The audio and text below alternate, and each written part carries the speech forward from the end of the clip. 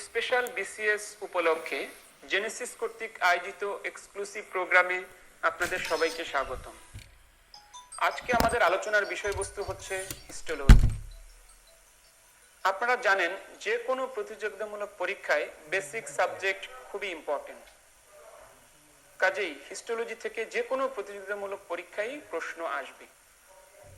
আমি ডাক্তার হাসান মাহমুদ রুমি, সহকারী অধ্যাপক, তাইরুন্নেসা মেমোরিয়াল মেডিকেল কলেজ অ্যান্ড হাসপাতাল, আজকে আপনাদের সাথে হিস্টোলজি নিয়ে কিছু কথা বলবো। আশা করি এই লেকচারটি মনোযোগ দিয়ে শুনলে আপনারা অবশ্যই উপকৃত হবেন। প্রথমেই আমরা জেনে নিব পরীক্ষার জন্য কোন টপিকসগুলো ইম্পর্টেন্ট। হিস্টোলজি লেকচারটাকে আমরা টোটালি দুই ভাগে ভাগ করি। One is basic histology, another is system based histology. Basic হিস্টোলজির মধ্যে আমাদের থাকবে সেল এবং টিস্যু। সিস্টেম বেসড হিস্টোলজির মধ্যে different system like cardiovascular, lymphatic, skin etcetera. পরীক্ষার জন্য বেসিক হিস্টোলজির পার্টটুকু আমাদের জন্য বেশি ইম্পর্টেন্ট, অর্থাৎ সেল এবং টিস্যু খুব ভালো করে আমাদের পড়তে হবে। আপনারা যদি একটু টপিকসের দিকে তাকান, আমাদের anatomy of cell, cell division, tissue, specially epithelial, connective and muscular, এই সবগুলোই হচ্ছে বেসিক হিস্টোলজির অন্তর্ভুক্ত। অপরদিকে আমরা সিস্টেম বেসড হিস্টোলজি থেকে অনলি হাইলাইট করেছি lymphoid tissue, cardiovascular system and skin. এই তিনটি টপিকস আমরা ভালো করে পড়ব। আমরা যদি একটু বই সম্পর্কে জানতে চাই, তাহলে অনেকগুলো বই বাজারে আছে, বাট প্রথমেই আপনারা যেহেতু সময় অল্প, আমি যেটা বলবো জেনেসিসের যে এক্সক্লুসিভ শীটটি আছে সেটি খুব ভালো করে আপনাদের পড়তে হবে। এটি পড়লেই আপনারা একটি বড় অংশ প্রিপারেশন নিতে পারবেন। পাশাপাশি কেউ যদি আগ্রহ থাকে তাহলে জ্যান কুরিয়া থেকে আপনারা ছবি দেখতে পারেন। যদি আপনারা সেলিম রেজা অথবা জহির ভাইয়ের বই দেখতে চান তাহলে সেটিও দেখতে পারেন। বাট আমাদের যে শীটটি দেয়া থাকবে এবং আজকের লেকচারে আমি যে স্লাইড প্রেজেন্টেশন করব, এটা খুব ভালো করে ফলো করলেই আমি মনে করি আপনাদের ম্যাক্সিমাম প্রিপারেশন হয়ে যাবে। তাহলে হিস্টোলজি লেকচার আমরা শুরু করব সেল দ্বারা। সেলের একটা ডেফিনেশন আমরা সবাই জানি, তারপরও একবার বলছি, structural and functional unit of all living organism. আমরা জানি there are two types of cell, one is prokaryotic, another is eukaryotic. Pro means আদি বা before, karyote means nucleus. So আদি নিউক্লিয়াস বিশিষ্ট যে সেল তাকেই আমরা বলবো প্রোক্যারিওটিক সেল। অপরদিকে ইউ মিন্স ট্রু বা প্রকৃত, ক্যারিওট মিন্স নিউক্লিয়াস। সো প্রকৃত নিউক্লিয়াস বিশিষ্ট যে সেল তাকে আমরা বলবো ইউক্যারিওটিক সেল। আমরা যদি একটু এক্সাম্পল গুলো মাথায় রাখি তাহলে আমি লিখে দিচ্ছি, আপনারা খেয়াল করেন। প্রোক্যারিওটিকের এক্সাম্পল আমরা একটি মনে রাখবো, সেটি হচ্ছে ব্যাকটেরিয়া। অপরদিকে ইউক্যারিওটিকের এক্সাম্পল গুলো আমরা খেয়াল রাখবো। আমরা তিনটি এক্সাম্পল মনে রাখবো, animal cell, plant cell and fungi. তাহলে প্রোক্যারিওটিক থেকে আমরা মনে রাখবো ব্যাকটেরিয়া, অপরদিকে ইউক্যারিওটিক থেকে animal cell, plant cell and fungi. Next আমরা জানবো parts or component of a typical human cell. একটা টিপিক্যাল হিউম্যান সেলের পার্টসকে আমরা রাফলি দুই ভাগে ভাগ করি। One is cell membrane or plasma membrane, another is protoplasm. প্রোটোপ্লাজমকে আবার দুই ভাগে ভাগ করি, one is cytoplasm, another is nucleus. সাইটোপ্লাজমকে আমরা আবার দুই ভাগে ভাগ করি, one is organelles, one is inclusions. অর্গানেলিসকে আবার দুই ভাগে ভাগ করি, some are membranous and some are non membranous. এই মেমব্রেনাস এবং নন মেমব্রেনাস অর্গানেলি গুলোর নাম খুব ভালো করে আমাদের জানতে হবে। বিশেষ করে যে কোনো একটু যদি আপনারা ভালো করে পড়েন, তাহলে আমরা যদি নন মেমব্রেনাস অর্গানেলি গুলো মনে রাখতে পারি একটি ছন্দের সাহায্যে, সেটি হচ্ছে সেরা মামা। অর্থাৎ জিনিসটি বাংলায় বাট লেটার গুলো ইংরেজিতে। এখানে মেইনলি চারটি অর্গানেলি কথা বলা হয়েছে, centrosome, ribosome, microtubule and microfilament. তাহলে এই চারটা অর্গানেলি মেইনলি নন মেমব্রেনাস। এছাড়াও সিলিয়া, ফ্ল্যাজেলা, এই নামগুলো আপনারা খেয়াল রাখতে পারেন। এছাড়া বাকি যে ম্যাক্সিমাম অর্গানেলি গুলো আছে সেগুলি হচ্ছে মেমব্রেনাস। এছাড়াও সেলের মধ্যে কিছু ইনক্লুশনস পাওয়া যায়, শুধু নামগুলো মাথায় রাখবেন: secretory granule, pigment granule, lipid and glycogen and crystal. Next আমরা চলে যাব cell membrane. Cell membrane that separates the cytoplasm from the external environment. থিকনেসটা আমাদের জন্য বেশ important, 7.5 to 10 nanometre. Composition, cell মেমব্রেনে মেইনলি তিনটি জিনিস থাকে: প্রোটিন, লিপিড এন্ড কার্বোহাইড্রেট। লিপিডের মধ্যে দুটো লিপিড বেশি থাকে, one is phospholipid, another is cholesterol. But the most important lipid in cell membrane is phospholipid. Next আমরা জানবো electron microscopic structure of cell membrane, অর্থাৎ ইলেকট্রন মাইক্রোস্কোপের নিচে সেল মেমব্রেনকে কেমন দেখায় এই সংক্রান্ত তিনটি মডেল আছে। আমাদের জানতে হবে ফ্লুইড মোজাইক মডেল সম্পর্কে। আমরা যদি একটু ফ্লুইড মোজাইক মডেলের নামের দিকে তাকাই তাহলে দেখব ফ্লুইড এবং মোজাইক, অর্থাৎ এই মডেল অনুযায়ী একটি পোরশন কাজ করবে ফ্লুইডের ন্যায়, আরেকটি পোরশন কাজ করবে মোজাইকের ন্যায়।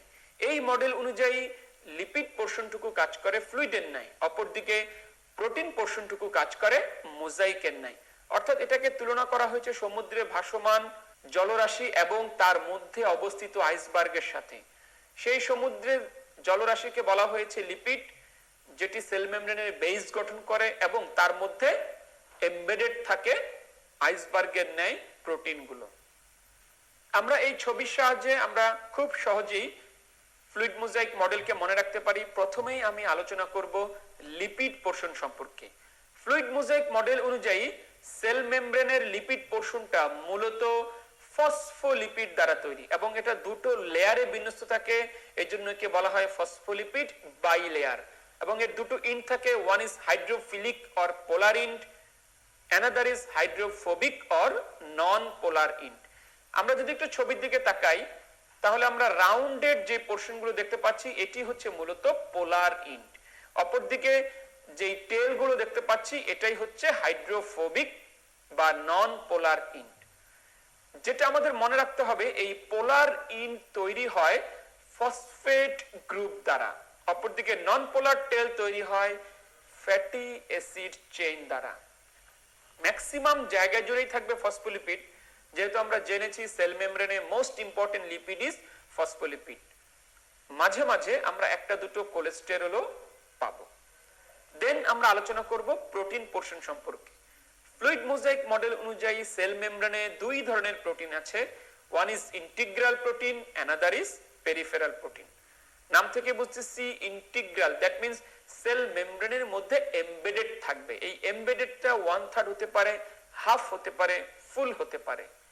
যেই সমস্ত ইন্টিগ্রাল প্রোটিন সেল মেমব্রেনের হোল স্প্যান জুড়ে থাকবে, অর্থাৎ সেল মেমব্রেনের এক পার্শ্ব থেকে আরেক পার্শ্ব পর্যন্ত, তাদেরকে একটা বিশেষ নামে ডাকা হয় ট্রান্স মেমব্রেন প্রোটিন।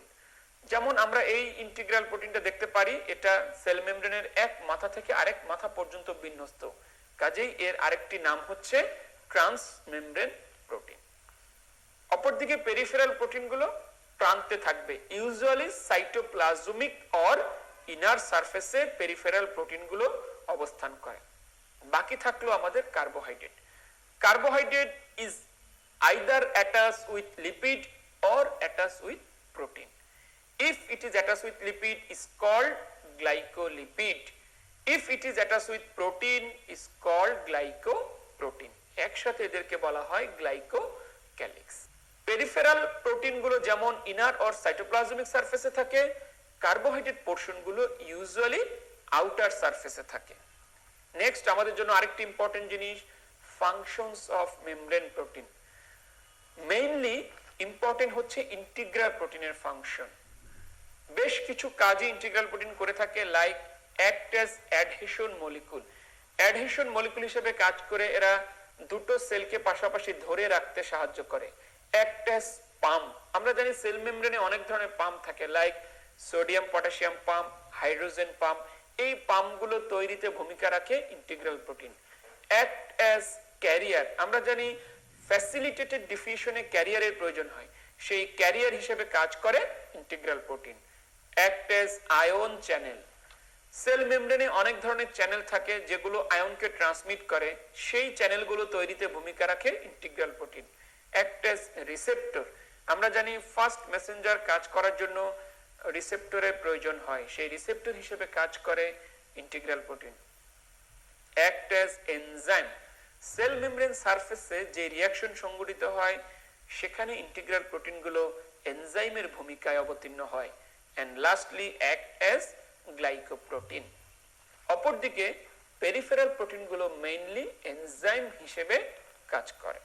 নেক্সট আমরা সেলের একটি ইম্পর্টেন্ট অর্গানেলি নিউক্লিয়াস সম্পর্কে জানবো।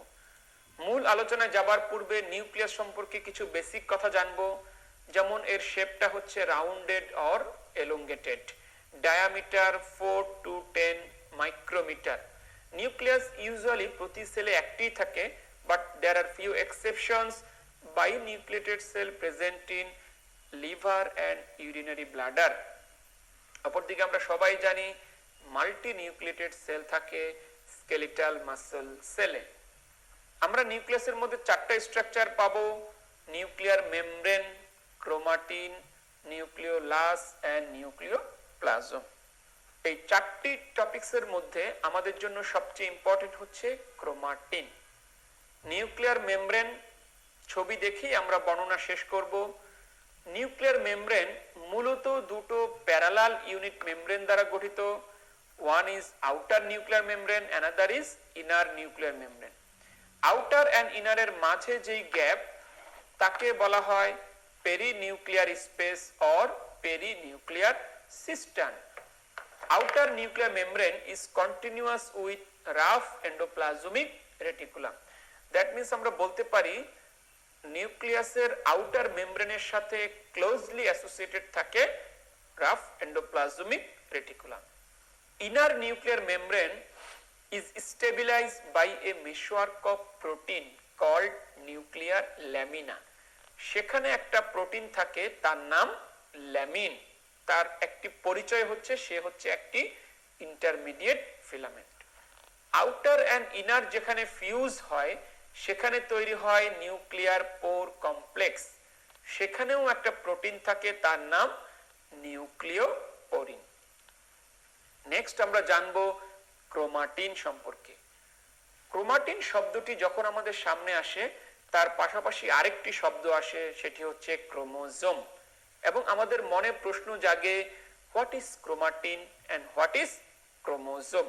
এই বেসিক জিনিসটাকে ক্লিয়ার করার জন্য আমি দুটো জিনিস সম্পর্কেই কিছু কথা লিখেছি, আশা করি আপনাদের ক্লিয়ার হবে। প্রথম কথা হচ্ছে ক্রোমাটিন এবং ক্রোমোজোম দুটোই হচ্ছে ডিএনএ এর একটা ফরম্যাট। আমরা যদি সেল সাইকেল বা জীবনচক্র খেয়াল করি তাহলে দেখব সেলের জীবনচক্র মূলত দুটো দশাকে কেন্দ্র করে আবর্তিত হয়। One is interphase or resting phase, another is divisional phase বা আমরা একে মাইটোসিস বলতে পারি। এই ক্রোমাটিন এবং ক্রোমোজোম হচ্ছে এই দুটো অবস্থায় ডিএনএ এর দুটো ফরম্যাট। যখন সেলটি ইন্টারফেজ বা নন ডিভিশনাল ফেজ অথবা রেস্টিং স্টেজে থাকে তখন ডিএনএটা থাকে uncoiled, long and thin, not condensed, তাকে বলা হয় ক্রোমাটিন। যখন সেলটা ডিভিশনাল ফেজে ঢুকে যাবে অর্থাৎ মাইটোসিসে চলে আসবে তখন সেই ডিএনএ এর ফরম্যাটটা হয়ে যাবে coiled, compact, thick, ribbon like and condensed, তখন তার নাম হয়ে যাবে ক্রোমোজোম। ক্রোমাটিন সম্পর্কে আমরা কিছু কথা জানবো। It is composed of DNA and basic protein histone. It is stained with basic dye. The basic structural unit of chromatin is nucleosome. Nucleosome সম্পর্কে আমরা জানবো মূলত এটি একটি অক্টামেরিক ফর্ম। ডিএনএ এবং basic protein that is histone নিয়ে এটি গঠিত এবং এটার ফরম্যাটটা আপনারা যদি একটু ছবির দিকে তাকান, আমি বলেছি অক্টামেরিক ফর্ম অর্থাৎ 8টা বলের ন্যায় হিস্টোন প্রোটিন থাকবে, তার গায়ে র্যাপিং করা ডিএনএ থাকবে। এই এক একটা ফরম্যাটের নাম হচ্ছে নিউক্লিওজোম। এই রকম অসংখ্য নিউক্লিওজোম মিলেই একটি ক্রোমাটিন গঠিত। ক্রোমাটিন মূলত দুই ধরনের, one is euchromatin, another is heterochromatin. যদিও শুরুতে আমরা বলেছি chromatin means uncoiled, but actually it is divided into two part. One part is coiled, another part is less coiled or uncoiled. Less coiled or uncoiled portion of chromatin is called euchromatin. আমরা জানি you means true, কাজেই ক্রোমাটিনের প্রকৃত বৈশিষ্ট্য অর্থাৎ আনকয়েলড যে, সেই হচ্ছে euchromatin. এবং ইউক্রোমাটিনের বড় বৈশিষ্ট্য হচ্ছে এটি হচ্ছে জেনেটিক্যালি অ্যাক্টিভ। অপরদিকে coiled segment of chromosome that is genetically inert is called heterochromatin. এর এক্সাম্পলটা আপনারা মাথায় রাখবেন, sex chromatin or bar body. আমরা বার বডির সংজ্ঞা জানি, ইনঅ্যাক্টিভ এক্স ক্রোমোজোমকেই বলা হয় Barr body. Functions of chromatin very very important. যেহেতু ক্রোমাটিন মিন্স ডিএনএ, ডিএনএ এর কাজ হচ্ছে আমাদের বডির ইনফরমেশন ক্যারি করা। So chromatin DNA represents the major form of DNA in the cell and carries most of the genetic information. আমরা এও জানি ডিএনএ এর কাজ হচ্ছে বিভিন্ন ধরনের আরএনএ তৈরি করা। সো এমআরএনএ, আরআরএনএ এবং টিআরএনএ তৈরি করাও ক্রোমাটিনের একটি কাজ। বাকি যে দুটো ফাংশন আপনারা দেখতে পাচ্ছেন সেটি মূলত হেটেরোক্রোমাটিন বা সেক্স ক্রোমাটিন বা বার বডির ফাংশন, অর্থাৎ নরমালি তার কোনো ভূমিকা নেই, but in case of emergency, যখন আমরা জেনোটাইপিক সেক্স এবং ফেনোটাইপিক সেক্স আলাদা করতে পারি না, কিংবা সেক্স ক্রোমোজোমাল অ্যানোমেলি আইডেন্টিফিকেশনে এই হেটেরোক্রোমাটিন আমাদেরকে হেল্প করে। নেক্সট আমরা জানবো মাইটোকন্ড্রিয়া সম্পর্কে। It is a membranous organelle and it is called the power house of cell. কেননা আমাদের বডির অ্যাক্টিভিটিজের জন্য যে এটিপি দরকার সেটি প্রোভাইড করে হচ্ছে মাইটোকন্ড্রিয়া। নিউক্লিয়াসের মতো এরও একটি বাউন্ডেড ডাবল লেয়ার্ড মেমব্রেন আছে এবং তার নিজস্ব ডিএনএ আছে। নিউক্লিয়াসের যেমন নিজস্ব ডিএনএ আছে, মাইটোকন্ড্রিয়ারও তেমনি নিজস্ব ডিএনএ আছে। মাইটোকন্ড্রিয়ার function very very important. Power house of cell, এটা আমরা জেনেছি। Next, mitochondria contain enzyme that take part in some reaction like respiratory chain or electron transport chain, oxidative phosphorylation, citric acid cycle, beta oxidation and ketogenesis. আমরা জানি আমাদের বডির reaction গুলো দুই জায়গায় সংঘটিত হয়, one is mitochondria, another is cytoplasm. তো মাইটোকন্ড্রিয়ায় এই পাঁচটি বিক্রিয়া সংঘটিত হয়, বাকি ম্যাক্সিমাম বিক্রিয়াই সংঘটিত হয় সাইটোপ্লাজমে। এই পাঁচটি বিক্রিয়ার মধ্যে প্রথম দুটো বিক্রিয়া হয় মাইটোকন্ড্রিয়াল ইনার মেমব্রেনে, বাকি তিনটি বিক্রিয়া হয় মাইটোকন্ড্রিয়াল ম্যাট্রিক্স। এছাড়াও মাইটোকন্ড্রিয়ার আরেকটি ইম্পর্টেন্ট কাজ হচ্ছে আরএনএ এবং প্রোটিন তৈরি করে। যেহেতু মাইটোকন্ড্রিয়ার নিজস্ব ডিএনএ আছে, সেখান থেকে সে আরএনএ তৈরি করে এবং প্রোটিন তৈরি করে। এছাড়াও অ্যাপোপ্টোসিসে মাইটোকন্ড্রিয়ার একটি স্পেশাল ভূমিকা আছে। মাইটোকন্ড্রিয়া কোথায় বেশি থাকে? আমরা জানি যেহেতু মাইটোকন্ড্রিয়ার কাজ হচ্ছে এটিপি তৈরি করা, কাজে যেখানে বেশি এটিপি তৈরির দরকার হয় সেখানেই বেশি মাইটোকন্ড্রিয়া থাকে। লাইক হাই মেটাবলিক অ্যাকশন, এর এক্সাম্পল হিসেবে আমরা বলতে পারি হেপাটোসাইট। এই হেপাটোসাইটে খুব মেটাবলিজম হয় এবং সেই মেটাবলিজমের জন্য প্রয়োজন এটিপি, সো মাইটোকন্ড্রিয়া বেশি। সিক্রেটরি সেল সিক্রেশনের জন্য প্রয়োজন এটিপি, সো মাইটোকন্ড্রিয়া বেশি। কার্ডিয়াক মাসল কন্টিনিউয়াসলি কন্ট্রাক্ট করতেছে, need more ATP, so more mitochondria. Kidney tubules continuously আমাদের অ্যাবজর্পশনের সাথে জড়িত, ফিল্ট্রেশনের সাথে জড়িত, সো সেখানে বেশি এটিপি দরকার, মাইটোকন্ড্রিয়া বেশি। দুইটি জায়গায় মাইটোকন্ড্রিয়া থাকে না, খুব ভালো করে পড়ে রাখবেন, আরবিসি এবং টার্মিনাল ক্যারাটিনোসাইট। নেক্সট আমরা জানবো এন্ডোপ্লাজমিক রেটিকুলাম সম্পর্কে।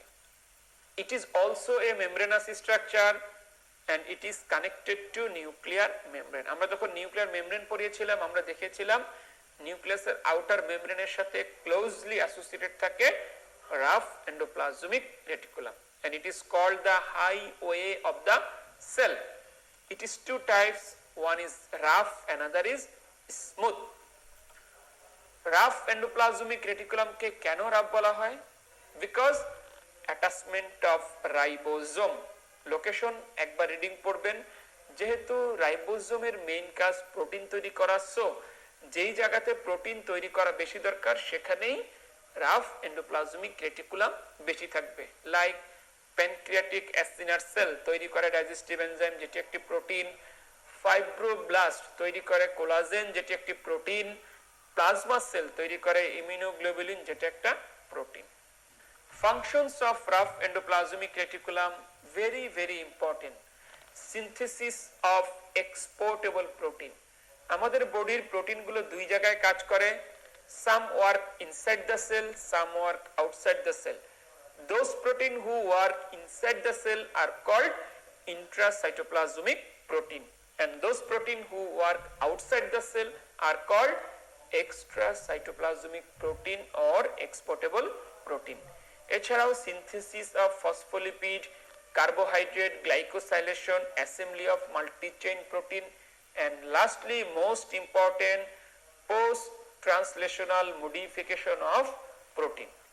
আমরা জানি ট্রান্সলেশন মিন্স আরএনএ থেকে প্রোটিন তৈরি হওয়া। এই প্রোটিন তৈরির পরে তার কিছু মডিফিকেশনের দরকার হয়, যার সাথে জড়িত rough endoplasmic reticulum. Rough endoplasmic reticulum ছাড়াও আরো দুটো অর্গানেলি আছে যারা এই কাজটার সাথে জড়িত, that is ribosome and Golgi complex. So আমরা বলতে পারি পোস্ট ট্রান্সলেশনাল মডিফিকেশনের সাথে ওভারঅল তিনটি অর্গানেলি জড়িত, ribosome, rough endoplasmic reticulum and Golgi complex. Next, smooth endoplasmic reticulum. স্মুথকে কেন স্মুথ বলা হচ্ছে? কারণ এর সাথে কোনো রাইবোজোমের অ্যাটাচমেন্ট নেই। Smooth endoplasmic reticulum striated muscle সেলে একটা স্পেশালাইজড ফর্মে থাকে, তার নাম sarcoplasmic reticulum. Functions of smooth endoplasmic reticulum very very important. Synthesis of lipid, synthesis of steroid hormone, synthesis and storage of cholesterol. Participate in contraction process in muscle cell. That means muscle contraction এর জন্য একটা important function হচ্ছে calcium release হওয়া। এই ক্যালসিয়ামকে sequestration অর্থাৎ store রেখে control ম্যানারে secretion করা এটি স্মুথ এন্ডোপ্লাজমিক রেটিকুলামের একটি ফাংশন। এছাড়াও it helps in utilization of glucose from glycogen, that is it helps in glycogenolysis. এছাড়াও সবচেয়ে ইম্পর্টেন্ট কাজ স্মুথ এন্ডোপ্লাজমিক রেটিকুলামের, আমাদের বডিতে যদি কোনো নক্সাস সাবস্টেন্স ঢুকে তাহলে সেটিকে ডিটক্সিফাই করা, সেটাকে ডেস্ট্রয় করা হচ্ছে স্মুথ এন্ডোপ্লাজমিক রেটিকুলামের একটি কাজ। তবে এই কাজটি সংগঠিত হয় লিভারে। সো যদি অর্গান হিসাবে আসে তাহলে আসবে লিভার, এবং অর্গানেলি আসলে আসবে স্মুথ এন্ডোপ্লাজমিক রেটিকুলাম। নেক্সট আমরা জানবো গোলগি কমপ্লেক্স সম্পর্কে।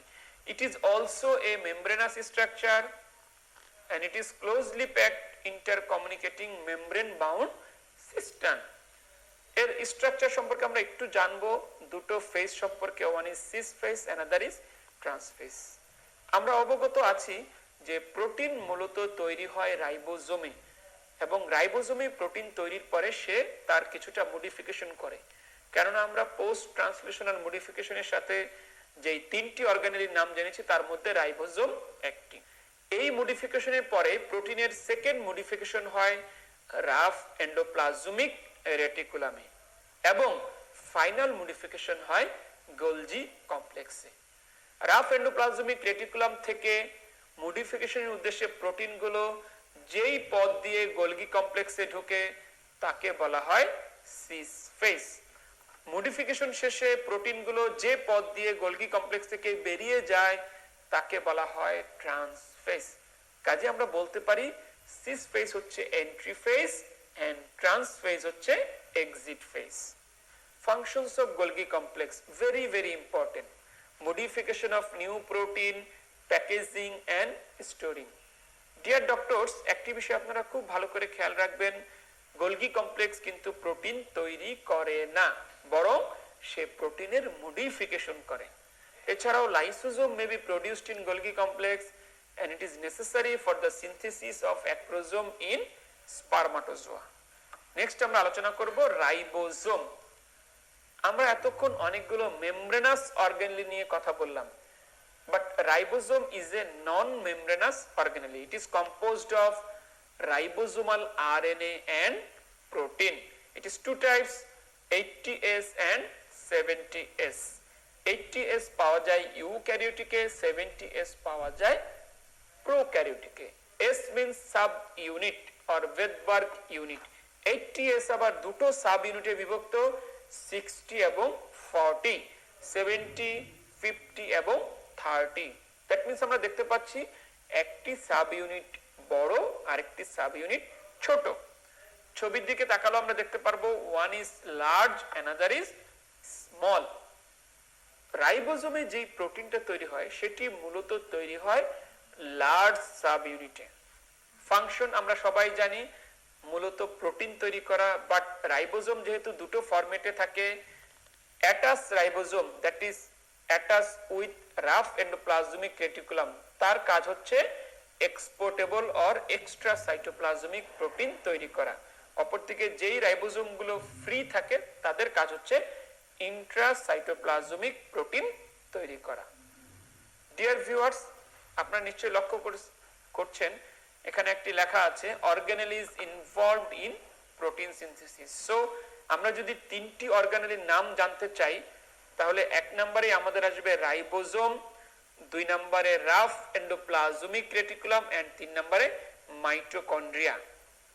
তাহলে আমি আবার বলছি, তিনটি অর্গানেলি প্রোটিন তৈরির সাথে জড়িত, ribosome, rough endoplasmic reticulum and mitochondria. তিনটা অর্গানেলি পোস্ট ট্রান্সলেশনাল মডিফিকেশনের সাথে জড়িত, ribosome, rough endoplasmic reticulum and Golgi complex. Next আমরা জানবো লাইসোজোম সম্পর্কে। It is also a membranous structure. Lysosomal enzyme গুলোর নাম আপনাদেরকে খুব ভালো করে পড়তে হবে। লাইসোজোম সাধারণত দুই ধরনের, one is primary lysosome, another is secondary lysosome. আপনাদের নিশ্চয়ই মনে আছে গোলজি কমপ্লেক্সের একটা ফাংশন আমরা জেনেছি লাইসোজোম তৈরি, অর্থাৎ গোলজি কমপ্লেক্স থেকে বাডিং আকারে প্রথম যেই ভেসিকলটা বের হয় তাকে বলা হয় প্রাইমারি লাইসোজোম। সেই প্রাইমারি লাইসোজোমের মধ্যে হাইড্রোলাইটিক এনজাইম থাকে, বাট সেগুলো ইনঅ্যাক্টিভ অবস্থায় থাকে।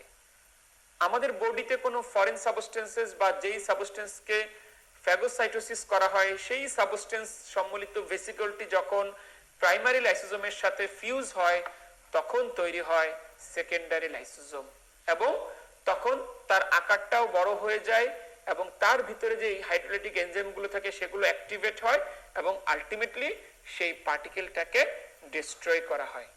এজন্যই বলা হয়ে থাকে যে ডাইজেশনের যে কাজটি সেই কাজটি মূলত ফাইনালি করে থাকে সেকেন্ডারি লাইসোজোম, অর্থাৎ primary lysosome can not degrade but secondary lysosome can degrade. Next আমরা জানবো সাইটোস্কেলিটন সম্পর্কে। Cyto means cell and skeletal means কঙ্কাল, অর্থাৎ সেলের শেপ গঠনকারী যে উপাদানগুলো আছে তাদের কি বলা হয় সাইটোস্কেলিটন।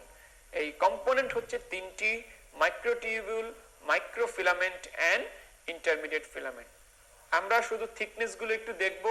সবচেয়ে থিকেস্ট হচ্ছে microtubule, then intermediate filament, then actin filament.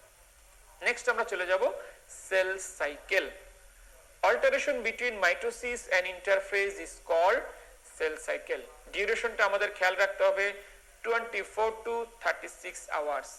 এর মধ্যে লংগেস্ট ফেজ হচ্ছে G1। সেল সাইকেলের ইভেন্টস গুলোকে আমি আগেই বলেছি দুটো ফেজে ভাগ করা যায়, one is interphase, another is divisional phase. আমাদের জন্য ইম্পর্টেন্ট হচ্ছে কোন ফেজে কি হয়। তো এটা জানার জন্য আপনাদেরকে আমি একটি ছোট্ট ট্রিক্স দিয়ে দিচ্ছি। সেল সাইকেলের ইভেন্টস গুলোকে আমরা মনে রাখবো এইভাবে, জিএস এবং জিএম। জিএস আমরা মনে রাখতে পারি জেনারেল সেক্রেটারি, অপরদিকে জিএম জেনারেল ম্যানেজার। অর্থাৎ স্টুডেন্ট লাইফে যারা জিএস পরবর্তীতে গিয়ে হলো কোম্পানির জিএম। এর সাথে আমরা 1 দিয়ে দিলাম, এর সাথে দিলাম 2, দ্যাট মিন্স G1s G2m, এই চারটি মিলেই হচ্ছে আমাদের সেল সাইকেল। এখন আমাদের জানতে হবে এই চারটি স্টেজে কি কি ঘটনা ঘটে। তো আমরা একটু এস ফেজ নিয়ে শুরু করি। এস মিন্স সিনথেটিক ফেজ, তার মানে এখানে কিছু তৈরি হয়, এখানে ডিএনএ রেপ্লিকেশন বা ডুপ্লিকেশন হয়, অর্থাৎ 2n অ্যামাউন্ট ডিএনএ থেকে 4n অ্যামাউন্ট ডিএনএ হয়। তাহলে এস ফেজের কাজ মূলত একটি ডিএনএ রেপ্লিকেশন বা ডুপ্লিকেশন, অর্থাৎ 2n অ্যামাউন্ট ডিএনএ থেকে 4n অ্যামাউন্ট ডিএনএ। মাইটোসিস আমরা জানি এখানে সেল ডিভিশন হয়। বাকি থাকলো আমাদের দুটো phase G1 and G2। G1 এবং G2 তে একই ধরনের কর্মকাণ্ড হয়, অর্থাৎ এখানে আরএনএ এবং প্রোটিন তৈরি হয়। তাহলে প্রশ্ন হচ্ছে G1 এও তৈরি হচ্ছে আরএনএ প্রোটিন, G2 তেও তৈরি হচ্ছে আরএনএ প্রোটিন, তাহলে আমরা পার্থক্য করব কিভাবে? সেজন্যই এই সিকোয়েন্সটা আমরা লিখেছি। খেয়াল করেন, ডিএনএ রেপ্লিকেশন বা ডুপ্লিকেশনের জন্য যে আরএনএ এবং প্রোটিন দরকার হয় সেটি তৈরি হয় G1 ফেজে। অপরদিকে সেল ডিভিশনের জন্য যে আরএনএ প্রোটিন তৈরি দরকার হয় সেটি তৈরি হয় G2 ফেজে। সো আমি যদি আরেকটু ব্যাখ্যা করে বলি, RNA and protein essential for DNA replication is synthesized in G1 phase. On the other hand, RNA and protein essential for cell division is synthesized in G2 phase. তাহলে চারটি ফেজে কি হয় আমরা জেনে নিলাম।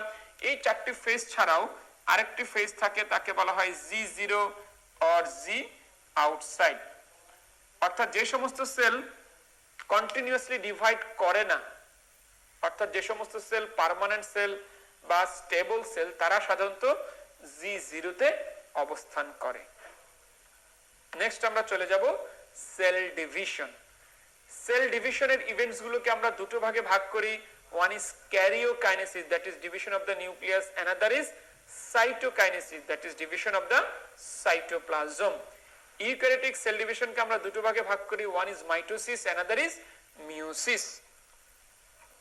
মাইটোসিসের ফেজ গুলোকে আমরা চারটা স্টেজে ভাগ করি, প্রোফেজ, মেটাফেজ, অ্যানাফেজ এবং টেলোফেজ। এটা জানার জন্য আমাদের ছবির সাহায্য নিব। আমরা ছবি এবং বর্ণনা মিলিয়ে পড়ব, তাহলে আমাদেরকে মনে রাখতে সুবিধা হবে। মাইটোসিসের চারটি স্টেজ, প্রোফেজ, মেটাফেজ, অ্যানাফেজ এবং টেলোফেজ। বোর্ডে আমরা একটা ছবি এঁকেছি, এই ছবির সাহায্যে আমরা দেখব তাদের ক্রোমোজোম নাম্বার এবং ডিএনএ অ্যামাউন্ট কিভাবে পরিবর্তিত হয়। অপরদিকে স্লাইডে যে পয়েন্টগুলো শো করবে সেটি হচ্ছে প্রতিটি ইভেন্টে কি ঘটনা ঘটছে, প্রতিটি স্টেজে কি ঘটনা ঘটছে। সো প্রথমে আমরা জানবো প্রোফেজ সম্পর্কে। তো প্রোফেজ হচ্ছে মাইটোসিস সেল ডিভিশনের প্রথম ধাপ। So it is characterised by gradual coiling of nuclear chromatin, that is uncoiled chromosome, giving rise to several individual bodies, that is coiled chromosome. আমরা যখন আপনাদেরকে ক্রোমাটিন পড়িয়েছিলাম তখন বলেছিলাম যে সেল সাইকেলের নন ডিভাইডিং স্টেজে ডিএনএ এর যে ফরম্যাট থাকে তাকেই বলা হয় ক্রোমাটিন। অর্থাৎ আনকয়েলড ক্রোমোজোম যখন সেল ডিভিশনে ঢুকে তখন প্রথমেই সেটি কয়েলড হয়, অর্থাৎ তখন তার নাম হয়ে যায় ক্রোমোজোম। এই ঘটনাটি মূলত প্রোফেজ স্টেজেই ঘটে এবং এই স্টেজে নিউক্লিয়াস থেকে কিছু জিনিস বিলুপ্ত হয়, ডিসইন্টিগ্রেট হয়, যেমন নিউক্লিয়ার মেমব্রেন বা নিউক্লিয়ার এনভেলপ এবং নিউক্লিওলাস। আমরা জানি সেন্ট্রোজোম, সেখানে দুটো সেন্ট্রিওল থাকে, এই সেন্ট্রিওল দুটো সেপারেট হয়ে দুটো পোলে চলে যায় এই প্রোফেজ ধাপেই। এখন আসি বোর্ডের দিকে, সেখানে ক্রোমোজোম নাম্বার এবং ডিএনএ অ্যামাউন্ট কিভাবে পরিবর্তিত হয়। আমরা যদি প্রোফেজ স্টেজ দেখি তাহলে আমরা দেখতে পাচ্ছি সেখানে ক্রোমোজোম নাম্বার হচ্ছে 46 এবং ডিএনএ অ্যামাউন্ট হচ্ছে 2n। এটার ব্যাখ্যা বোঝার জন্য আমি এখানে কিছু জিনিস হাইলাইট করেছি। আমরা জানি আমাদের এক একটি হিউম্যান সেলে 23 পেয়ার্স অর্থাৎ 23 জোড়া করে ক্রোমোজোম থাকে। এখন 23 জোড়া ক্রোমোজোম এনে এখানে ছবিতে দেখানো সম্ভব নয়, সেখান থেকে আমরা রিপ্রেজেন্টেটিভ এক জোড়া আমরা শো করেছি, অর্থাৎ আমরা দেখতে পাচ্ছি প্রতিটি সেলে এক জোড়া, অর্থাৎ দ্যাট মিন্স একটা ক্রোমোজোম আমাদের রিপ্রেজেন্ট করতেছে 23টি ক্রোমোজোমকে। সো এরকম একটি সিঙ্গেল স্ট্র্যান্ড এবং মাঝখানে একটি সেন্ট্রোমিয়ার যুক্ত স্ট্রাকচার দেখলে আমরা বুঝবো সেখানে ক্রোমোজোম নাম্বার হচ্ছে 23। এবং যদি এরকম সিঙ্গেল স্ট্র্যান্ড থাকে তখন আমাদের ডিএনএ অ্যামাউন্ট হবে n। ডিয়ার ডক্টরস, পরের ছবিটি খেয়াল করেন। যদি এরকম ডাবল স্ট্র্যান্ড সম্বলিত কোনো ছবি দেখি এবং সেখানে যদি একটি সেন্ট্রোমিয়ার থাকে তাহলে আমরা সেখানেও ক্রোমোজোম নাম্বার বুঝবো 23। বাট দুটি স্ট্র্যান্ড থাকার কারণে ডিএনএ অ্যামাউন্ট বেড়ে গিয়ে হবে 2n। দ্যাট মিন্স বেসিক কথা হচ্ছে আমাদের এক একটি সেন্ট্রোমিয়ার ইন্ডিকেট করে 23টি ক্রোমোজোমকে। তাহলে একটা সেন্ট্রোমিয়ার তাই 23টি ক্রোমোজোম, এখানেও একটা সেন্ট্রোমিয়ার তাই 23টি ক্রোমোজোম। বাট প্রত্যেকটি স্ট্র্যান্ড দ্বারা আমরা বুঝবো ডিএনএ অ্যামাউন্ট। একটি স্ট্র্যান্ড থাকলে n, দুটো স্ট্র্যান্ড থাকলে 2n। সো সেই ইকুয়েশন অনুযায়ী আমাদের এখানে ক্রোমোজোম সেন্ট্রোমিয়ার হচ্ছে দুটো। সো আমাদের chromosome number 23 into 2 equal to 46, দুটো স্ট্র্যান্ড। সো আমাদের ডিএনএ অ্যামাউন্ট হচ্ছে 2n। অর্থাৎ মাইটোসিস সেল ডিভিশনের যাত্রা আমাদের শুরু হয় 46 2n দ্বারা। নেক্সট আমরা চলে যাব মেটাফেজ। মেটাফেজ মিন্স মাঝামাঝি, আপনারা সংক্ষেপে মনে রাখবেন মাঝামাঝি। অর্থাৎ এই স্টেজে এসে ক্রোমোজোমগুলো মাঝামাঝি একই সরল রেখায় বিন্যস্ত হয়, আর সেই রেখাটির নাম হচ্ছে ইকুয়াটোরিয়াল প্লেন। খেয়াল করেন এই মাঝখান দিয়ে যে রেখাটি গেছে একেই বলা হয় ইকুয়াটোরিয়াল প্লেন আর বিষুবীয় রেখা। মেটাফেজ ধাপে এসে ক্রোমোজোমগুলো এই ইকুয়াটোরিয়াল প্লেন বরাবর বিন্যস্ত হয় এবং এই ধাপে এসেই প্রত্যেকটি ক্রোমোজোম লঙ্গিটিউডালি ডিভাইড হয়ে দুটো ক্রোমাটিডে বিভক্ত হয় এবং এই প্রত্যেকটি ক্রোমাটিড একটির অপরটির সিস্টার ক্রোমাটিড। এই ধাপে এসে আমরা যদি ক্রোমোজোম নাম্বার এবং ডিএনএ অ্যামাউন্ট দেখি তাহলে আমাদের সেন্ট্রোমিয়ার হচ্ছে দুটো, তাহলে ক্রোমোজোম নাম্বার 46, বাট স্ট্র্যান্ড হয়ে গেছে 4টি। সো আমাদের ডিএনএ অ্যামাউন্ট বেড়ে গিয়ে হয়েছে 4n। আমাদের নেক্সট ধাপ অ্যানাফেজ। এই স্টেজে যে ইম্পর্টেন্ট ঘটনা ঘটে সেটি হচ্ছে এই ক্রোমাটিড গুলো সেপারেট হয়ে যায় এবং তারা অপোজিট পোলের দিকে অগ্রসর হয়। আপনারা দেখতে পাচ্ছেন এই ক্রোমাটিড গুলো একসাথে ছিল, লঙ্গিটিউডালি তারা সেপারেট হয়ে গেছে এবং সেপারেট হয়ে তারা দুই পোলের দিকে চলে গেছে। এই পোরশনটুকুকে আমরা বলি পোল। আমরা মাঝখানের পোরশনকে বলেছিলাম ইকুয়াটোরিয়াল প্লেন অর বিষুবীয় রেখা এবং দুই প্রান্তকে আমরা বলবো পোল। তো এই অ্যানাফেজ স্টেজে এসে ক্রোমাটিড দুটো লঙ্গিটিউডালি সেপারেট হয়ে দুই পোলের দিকে চলে গেল। এই অবস্থায় এসে আমরা যদি ক্রোমোজোম নাম্বার এবং ডিএনএ অ্যামাউন্ট দেখি তাহলে আমাদের সেন্ট্রোমিয়ার হচ্ছে 4টি। সো আমাদের chromosome number 4 into 23 equal to 92 এবং স্ট্র্যান্ড 4টি হওয়ার কারণে আমাদের ডিএনএ অ্যামাউন্ট হচ্ছে 4n। আমাদের সর্বশেষ স্টেজ টেলোফেজ।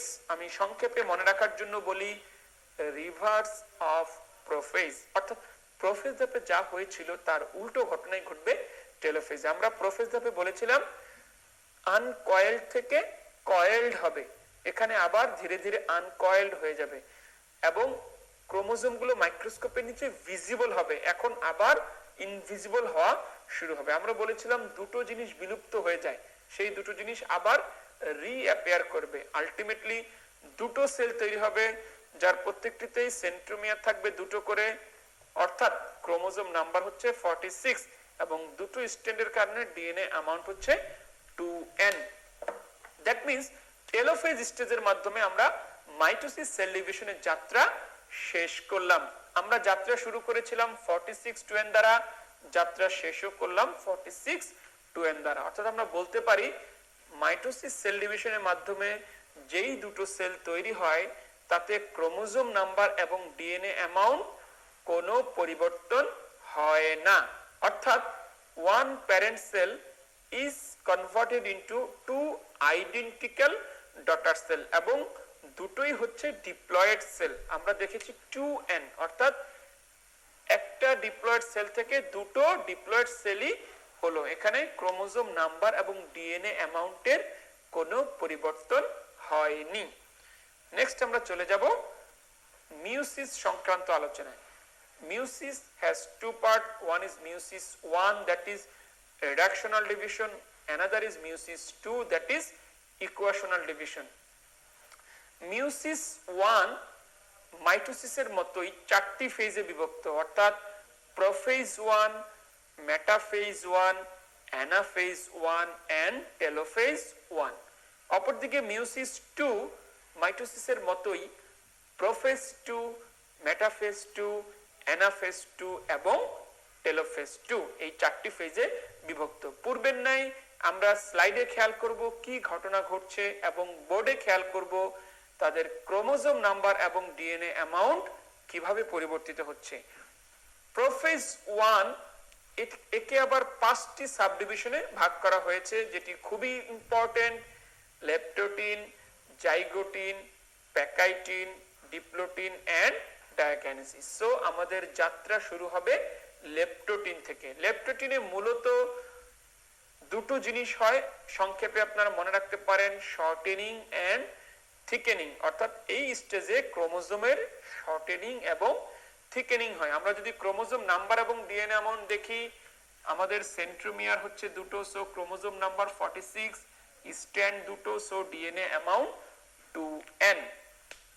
সো আমরা বলতে পারি মাইটোসিসের ন্যায় মিওসিসও আমাদের যাত্রা শুরু হলো 46 2n দ্বারা। আমাদের নেক্সট স্টেজ জাইগোটিন। জাইগোটিন মনে রাখবেন জোড়া, অর্থাৎ এই ধাপে এসে দুটো ক্রোমোজোম পাশাপাশি অবস্থান নেয়, এই জোড়াকে বলা হয় pairing or synopsis or conjugation. Next pachytene, এটি খুব ইম্পর্টেন্ট একটা স্টেজ, এখানে বেশ কয়েকটি ইম্পর্টেন্ট ঘটনা ঘটে। এই প্যাকাইটিন স্টেজে প্রথম যে ইম্পর্টেন্ট ঘটনাটি ঘটে সেটি হচ্ছে টেট্রাড, অর্থাৎ প্রত্যেকটি ক্রোমোজোম ক্রোমাটিডে বিভক্ত হয়। আমরা দেখতে পাচ্ছি ক্রোমোজোমগুলো ক্রোমাটিডে বিভক্ত হয়েছে, অর্থাৎ আগে সিঙ্গেল স্ট্র্যান্ড ছিল, এখন ডাবল স্ট্র্যান্ড হয়ে গেছে। তাহলে একটি ক্রোমোজোম থেকে দুটো ক্রোমাটিড, দুটো ক্রোমোজোম থেকে চারটি ক্রোমাটিড, এই চারটি ক্রোমাটিড বিশিষ্ট দশাকে বলা হয় টেট্রাড। নেক্সট যে ইম্পর্টেন্ট ঘটনাটি ঘটে, এই স্টেজে এসে একটি ক্রোমোজোম আরেকটি ক্রোমোজোমের গায়ে অবস্থান নেয়, এই গায়ে অবস্থান নেয়াকে বলা হয় কায়েজমাটা। উদ্দেশ্য to exchange genetic material, that is called crossing over. So আমরা বলতে পারি তিনটি ইম্পর্টেন্ট ঘটনা প্যাকাইটিনে ঘটে: tetrad, chiasmata and crossing over. এই ধাপে এসে আমরা যদি ক্রোমোজোম নাম্বার এবং ডিএনএ অ্যামাউন্ট দেখি, আমাদের সেন্ট্রোমিয়ার হচ্ছে দুটো, so chromosome number 46, but strand হয়ে গেছে চারটি, সো ডিএনএ অ্যামাউন্ট বেড়ে গিয়ে হলো 4n। আমাদের নেক্সট স্টেজ হচ্ছে ডিপ্লোটিন। আমাদের এই স্টেজে জাস্ট একটি ঘটনাই মনে রাখবেন, যেহেতু আমাদের এক্সচেঞ্জ শেষ হয়ে গেছে, সো এই স্টেজে আমাদের কাজ হচ্ছে begin to separate, and chromosome number এবং ডিএনএ অ্যামাউন্ট আগের ধাপে যা ছিল তাই, অর্থাৎ 46 4n। আমাদের প্রোফেজ 1 এর সর্বশেষ স্টেজ ডায়াকাইনেসিস। এই ডায়াকাইনেসিস এসে ক্রোমোজোমগুলো সেপারেটেড হয়ে যায়। আমরা বলেছিলাম যে মিওসিসের স্টেজগুলোকে মাইটোসিসের মতোই মনে রাখতে, তাহলে আমাদের জন্য সুবিধা হবে। তাহলে এই ডায়াকাইনেসিস হচ্ছে প্রোফেজ 1 এর সর্বশেষ ধাপ, যেটাকে আমরা মাইটোসিসের প্রোফেজের সাথে যদি মনে রাখি, তাহলে আমরা দেখেছিলাম মাইটোসিসের প্রোফেজে কি হয়েছিল, নিউক্লিয়ার মেমব্রেন এবং নিউক্লিওলাইড ডিসঅ্যাপিয়ার করেছিল। সো ডায়াকাইনেসিস যেহেতু মিওসিসের প্রোফেজ 1 এর সর্বশেষ ধাপ, সো এই ধাপে এসে সেই মাইটোসিসের প্রোফেজে নিউক্লিয়াসের যে দুটো জিনিস বিলুপ্ত হয়েছিল বা হারিয়ে গিয়েছিল, সেটা মিওসিসের ক্ষেত্রে এসে ডায়াকাইনেসিসে হয়, অর্থাৎ এই স্টেজে এসে নিউক্লিয়ার মেমব্রেন এবং নিউক্লিওলাস ডিসঅ্যাপিয়ার হয়, এবং ক্রোমোজোম নাম্বার এবং ডিএনএ অ্যামাউন্ট পূর্ববর্তী ধাপে যা ছিল তাই থাকে। এই হচ্ছে আমাদের প্রোফেজ 1। নেক্সট আমাদের মেটাফেজ 1। তাহলে আমরা যদি একটু খেয়াল করি মাইটোসিসের মেটাফেজে কি হয়েছিল, সেখানে ক্রোমোজোমগুলো ইকুয়াটোরিয়াল প্লেন বা মাঝামাঝি অবস্থান করেছিল। এখানেও দেখেন তাই, ক্রোমোজোমগুলো মাঝামাঝি বা ইকুয়াটোরিয়াল প্লেনে অবস্থান করে, এবং ক্রোমোজোম নাম্বার ডিএনএ অ্যামাউন্ট আগের ধাপে যা ছিল তাই। আসেন অ্যানাফেজ 1। আমরা যদি একটু খেয়াল করি মাইটোসিসের অ্যানাফেজে কি হয়েছিল, ক্রোমাটিড গুলো লঙ্গিটিউডালি সেপারেট হয়ে গিয়েছিল এবং দুই পোলের দিকে চলে গিয়েছিল। এখানেও যদি আমরা খেয়াল করি তারা দুই পোলের দিকে ঠিকই চলে গিয়েছে, বাট তারা ডিভাইড হয়নি। যেটা মাইটোসিসের অ্যানাফেজে হয়েছিল। সো এই জন্য এই স্টেজটি খুবই ইম্পর্টেন্ট, যে কথাটি সেন্ট্রোমিয়ার ডু নট ডিভাইড, এই কথাটা আপনাদেরকে খুব ভালো করে মনে রাখতে হবে যে অ্যানাফেজ 1 এ সেন্ট্রোমিয়ারের ডিভাইডেশন হয় না, যেটি মাইটোসিসের ক্ষেত্রে অ্যানাফেজে হয়েছিল। Next telophase 1। তাহলে মাইটোসিসের টেলোফেজে কি হয়েছিল আমরা দেখেছি, দুটো সেল হয়েছিল। ঠিক তদ্রূপ এখানেও দুটো সেল হয়, যার প্রত্যেকটিতেই সেন্ট্রোমিয়ার থাকে একটি করে অর্থাৎ ক্রোমোজোম নাম্বার 23, এবং স্ট্র্যান্ড থাকে দুটো করে অর্থাৎ ডিএনএ অ্যামাউন্ট হচ্ছে 2n। তাহলে বন্ধুরা খেয়াল করেন, আমরা মিউসিসের যাত্রা শুরু করেছিলাম ফার্স্ট মিউটিক ডিভিশন লেপ্টোটিন থেকে, আমাদের যাত্রা শুরু করেছিলাম 46 2n দ্বারা। ফার্স্ট মিউটিক ডিভিশন শেষে অর্থাৎ টেলোফেজ 1 এর মাধ্যমে আমাদের ফার্স্ট মিউটিক ডিভিশন শেষ হয়, আমরা দুটো সেল পেলাম যার প্রত্যেকটিতেই ক্রোমোজোম নাম্বার হচ্ছে 23 এবং ডিএনএ অ্যামাউন্ট হচ্ছে 2n। তাহলে আমরা দেখতে পাচ্ছি এই পথে আমাদের যে পরিবর্তনটি হলো সেটি হচ্ছে আমাদের ক্রোমোজোম নাম্বারটি অর্ধেক হয়ে গিয়েছে, বাট ডিএনএ অ্যামাউন্টের কোনো পরিবর্তন হয়নি। একইভাবে আমরা বেশ কয়েকটি ধাপ শেষ করে টেলোফেজ 2 অর্থাৎ মিউসিস 2 সর্বশেষ ধাপকে আমি দেখিয়েছি টেলোফেজ 2। সেখানে 4টি সেল তৈরি হয় যার প্রত্যেকটিতেই সেন্ট্রোমিয়ার থাকে একটি করে অর্থাৎ ক্রোমোজোম নাম্বার হচ্ছে 23 এবং স্ট্যান্ডও থাকে single, that means DNA amount হচ্ছে n। সেকেন্ড মিউটিক ডিভিশনের যাত্রা আমরা শুরু করেছিলাম 23 2n দ্বারা এবং যাত্রা শেষ করলাম 23n দ্বারা। তাহলে আমরা দেখতে পাচ্ছি এই পথে আমাদের ক্রোমোজোম নাম্বার অপরিবর্তিত রয়েছে বাট ডিএনএ অ্যামাউন্টটা অর্ধেক হয়ে গিয়েছে। তাহলে দুটো ইম্পর্টেন্ট মেসেজ এই সেল ডিভিশন থেকে নিয়ে যেতে হবে। First meiotic division reduce chromosome number and second mutic division reduce DNA amount।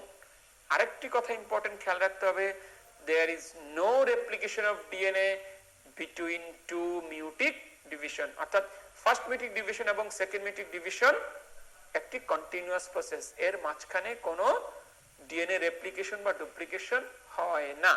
আরেকটি ইম্পর্টেন্ট মেসেজ নিয়ে যেতে হবে যে মিউসিস সেল ডিভিশনের মাধ্যমে একটি প্যারেন্ট সেল থেকে 4টি ডটার সেল তৈরি হয় এবং প্যারেন্ট সেলটি থাকে ডিপ্লয়েড বাট ডটার সেলগুলো হয়ে যায় haploid. So mitotic cell division produce 2 diploid cell but meiotic cell division produce 4 haploid cell। আপনাদের মাইটোসিস এবং মিয়োসিসের পার্থক্য এটা খুবই ইম্পর্টেন্ট। আমার বিশ্বাস আপনারা যদি এই বর্ণনাগুলো বুঝে থাকেন তাহলে এই পার্থক্য আপনাদের জন্য খুবই সহজ হবে। নেক্সট আমরা ইন্টারসেলুলার জাংশন বা কমিউনিকেশন সম্পর্কে কিছু কথা বলবো। ইন্টারসেলুলার কমিউনিকেশন বা জাংশন বলতে আমরা আসলে কি বুঝি, অর্থাৎ দুটো সেল যখন পাশাপাশি থাকে তার মাঝের যে জায়গাটা সেখানে কিছু জাংশন থাকে, তাকেই বলা হয় ইন্টারসেলুলার কানেকশন অর জাংশন। যেমন আমরা যদি এটাকে একটা সেল মনে করি এবং তার পাশে যদি আমরা আরেকটা সেল আঁকি তাহলে এর মাঝখানে যে জাংশনটা একেই বলা হয় ইন্টারসেলুলার কানেকশন অর জাংশন। এখানে মূলত 3 ধরনের 5টি জাংশন থাকে। প্রথম ধরনটি হলো অ্যাডহেয়ারিং জাংশন, অর্থাৎ যাদের কাজ হচ্ছে এই দুটো সেলকে ধরে রাখতে সাহায্য করা। এই ধরনের জাংশন থাকে 3টি। One is zonula adherens, second is desmosome or macula adherens and third is hemidesmosome. আরেক ধরনের জাংশন থাকে যারা এক সেল থেকে আরেক সেলে কোনো কিছু আদান প্রদান করতে দেয় না, এই ধরনের জাংশনকে বলা হয় ইমপারমিয়েবল জাংশন। আর এর এক্সাম্পল হচ্ছে একটি, that is zonula occludens or tight junction. আরেক ধরনের জাংশন থাকে যাদের মধ্য দিয়ে এক সেল থেকে আরেক সেলে ফ্রিলি কমিউনিকেশন হয়, অর্থাৎ যাতায়াত হয়, জিনিসপত্র আদান প্রদান হয়। এই ধরনের জাংশনকে বলা হয় কমিউনিকেবল জাংশন। এই ধরনের জাংশনের এক্সাম্পল হচ্ছে একটি, সেটি হচ্ছে গ্যাপ জাংশনস অর নেক্সাস। তাহলে আমরা যদি এর অবস্থান সম্পর্কে একটু দেখি তাহলে একটা সেলের ল্যাটারালি সবার উপরে অবস্থান করে টাইট জাংশন, তার ঠিক নিচেই অবস্থান করে একটি adhering junction, that is zonula অ্যাডহেরেন্স। এরপর ডেসমোজোম এবং গ্যাপ জাংশন, ডেসমোজোম এবং গ্যাপ জাংশন এর নিচে অবস্থান করে, বাট একটি জাংশন যেটি ব্যতিক্রম সেটি হচ্ছে হেমিডেসমোজোম, যেটি এই দুই সেলের মাঝখানে অবস্থান করার কথা ছিল, এই মাঝখানে ল্যাটারালি থাকার কথা ছিল, বাট সে অবস্থান করে সেলের বেসমেন্ট মেমব্রেনে। তাহলে আমরা খেয়াল রাখবো সেলের বেসমেন্ট মেমব্রেনে একটি জাংশন থাকে, তার নাম হেমিডেসমোজোম। তাহলে ডক্টরস আমাদের সেল সংক্রান্ত আলোচনা মোটামুটি শেষ হলো। এখন আমরা চলে যাব টিস্যুতে। আমরা জানি 4 ধরনের টিস্যু আছে, এপিথেলিয়াল, কানেকটিভ, মাসকুলার এবং নার্ভাস। এর মধ্যে এপিথেলিয়াল টিস্যুর example very very important. Connective tissue সম্পর্কে আমরা একটু ডিটেইলস জানবো, মাসকুলার টিস্যুর পার্থক্যগুলো খুব ইম্পর্টেন্ট। তাহলে আমরা শুরু করি এপিথেলিয়াল টিস্যু দ্বারা। এপিথেলিয়াল টিস্যুর একটা ডেফিনেশন আপনারা যদি একটু খেয়াল করেন, আপনাদের শীটে দেয়া থাকবে, closely aggregated polyhedral cell and very little extracellular substances. অর্থাৎ এপিথেলিয়াল টিস্যুর ফার্স্ট বৈশিষ্ট্য হচ্ছে এখানে সেলুলার এলিমেন্টস অনেক বেশি এবং এক্সট্রাসেলুলার এলিমেন্টস অনেক কম। সো এটি হচ্ছে এপিথেলিয়াল টিস্যুর মেইন বৈশিষ্ট্য, অর্থাৎ এখানে সেলটাই হচ্ছে প্রিডোমিনেন্ট, এক্সট্রাসেলুলার কম্পোনেন্ট এখানে খুব কম থাকে। এবং এপিথেলিয়াল টিস্যুর ক্যারেক্টারিস্টিক আমরা দেখতে পারলে দেখবো সে হচ্ছে অ্যাভাসকুলার, অর্থাৎ এখানে কোনো ভাস্কুলার সাপ্লাই নেই। সো নিউট্রিশনটা আসে আন্ডারলাইং ক্যাপিলারি বেড থেকে। ভাস্কুলার সাপ্লাই না থাকলেও এপিথেলিয়াল টিস্যুতে নার্ভ সাপ্লাই থাকে এবং এর অরিজিনটা ভেরি ভেরি ইম্পর্টেন্ট। 3টা জার্মলেট থেকে আসে, একটোডার্ম, এন্ডোডার্ম এবং মেসোডার্ম। এপিথেলিয়াল টিস্যুর ক্লাসিফিকেশন যদি আমরা একটু দেখি, এপিথেলিয়াল টিস্যুকে আমরা দুই ভাগে ভাগ করি, one is covering epithelium, another is glandular epithelium. Covering এপিথেলিয়ামকে আবার দুই ভাগে ভাগ করি, one is unilayered, another is multilayered. ইউনিলেয়ার্ডকে দুই ভাগে ভাগ করি, one is simple, another is pseudostratified. Simple আমরা সিম্পলি একটা লেয়ার মনে রাখবো, but what about pseudostratified? Pseudo means false, stratified means multilayer. অর্থাৎ সিউডোস্ট্রেটিফাইডকে দেখে মনে হবে মাল্টিলেয়ার, বাট অ্যাকচুয়ালি ভালো করে খেয়াল করলে দেখা যাবে প্রত্যেকটি সেলই বেসমেন্ট মেমব্রেনকে টাচ করে আছে। অর্থাৎ ডিফারেন্ট সাইজের সেল হওয়ার কারণে, নিউক্লিয়াসের লোকেশন চেঞ্জ হওয়ার কারণে মনে হবে মাল্টি লেয়ারের সেলগুলো আছে, বাট অ্যাকচুয়ালি তারা সিঙ্গেল লেয়ার। একেই বলা হয় সিউডোস্ট্রেটিফাইড। সিম্পলকে তাদের শেপের উপর বেসিস করে স্কোয়ামাস, কিউবার্ডাল এবং কলামনার। সিউডোস্ট্রেটিফাইডকে সিলিয়ার উপস্থিতি অনুপস্থিতির উপর ভিত্তি করে সিলিয়েটেড এবং নন সিলিয়েটেড। অপরদিকে মাল্টিলেয়ারকে আমরা দুই ভাগে ভাগ করি, one is stratified, another is transitional. তো আমি এখন আপনাদেরকে এই এপিথেলিয়াল টিস্যুগুলো মনে রাখার জন্য আমরা কিছু ট্রিক্স দিচ্ছি, সেই ট্রিক্সগুলো একটু খেয়াল রাখেন। হোয়ার অ্যাবজর্পশন টেক প্লেস, অর্থাৎ যেখানে অ্যাবজর্পশন হবে আপনারা মনে রাখবেন সেখানে কলামনার এপিথেলিয়াম থাকবে। বিশেষ করে আমরা যদি হোল জিআই ট্র্যাক্ট চিন্তা করি, সেই জিআই ট্র্যাক্টে প্রাধান্য পাবে columnar epithelium, specially simple columnar epithelium. এছাড়াও গল ব্লাডারেও কলামনার সেল থাকবে। যেখানে ফ্রিকশন অর্থাৎ ঘর্ষণ বেশি হবে খেয়াল রাখবেন সেখানে থাকবে stratified epithelium, like mouth cavity, vagina, oesophagus, epidermis, that is skin. এই ক্ষেত্রে মনে রাখতে হবে যেটা ড্রাই যেমন স্কিন, এপিডার্মিস সেখানে থাকে ক্যারাটিনাইজড স্ট্র্যাটিফাইড স্কোয়ামাস এপিথেলিয়াম। অপরদিকে যেটা ময়েস্ট অর্থাৎ ভেজা যেমন ভ্যাজাইনা অর ইসোফেগাস সেখানে থাকবে নন ক্যারাটিনাইজড স্ট্র্যাটিফাইড এপিথেলিয়াম। যেখানে রিঅ্যাবজর্পশন প্রিভেন্ট হবে খেয়াল রাখবেন সেখানে থাকবে ট্রানজিশনাল এপিথেলিয়াম, যেমন আমাদের renal calyx, major calyx, minor calyx. আমাদের রেনাল সিস্টেমে major calyx, minor calyx, renal pelvis, ureter, urinary bladder, এই জায়গাগুলোতে থাকে ট্রানজিশনাল এপিথেলিয়াম। এর স্পেশাল কাজই হচ্ছে প্রিভেন্ট রিঅ্যাবজর্পশন। যেখানে ট্রান্সপোর্টেশন প্রোটেকশন হবে সেখানে থাকবে সিলিয়েটেড এপিথেলিয়াম, যেমন uterine tube, trachea, nasal cavity.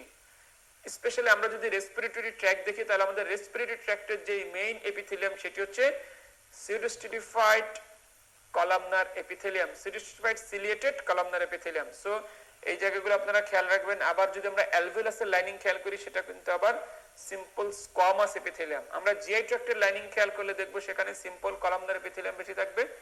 So এই টেকনিকগুলো যদি অ্যাপ্লাই করেন তাহলে আপনারা মোটামুটি এই এপিথেলিয়ামগুলোর অ্যান্সার আপনারা দিতে পারবেন। আমি আবারও বলছি এই লাইনিং এপিথেলিয়াম আপনাদের পরীক্ষার জন্য ভেরি ভেরি ইম্পর্টেন্ট।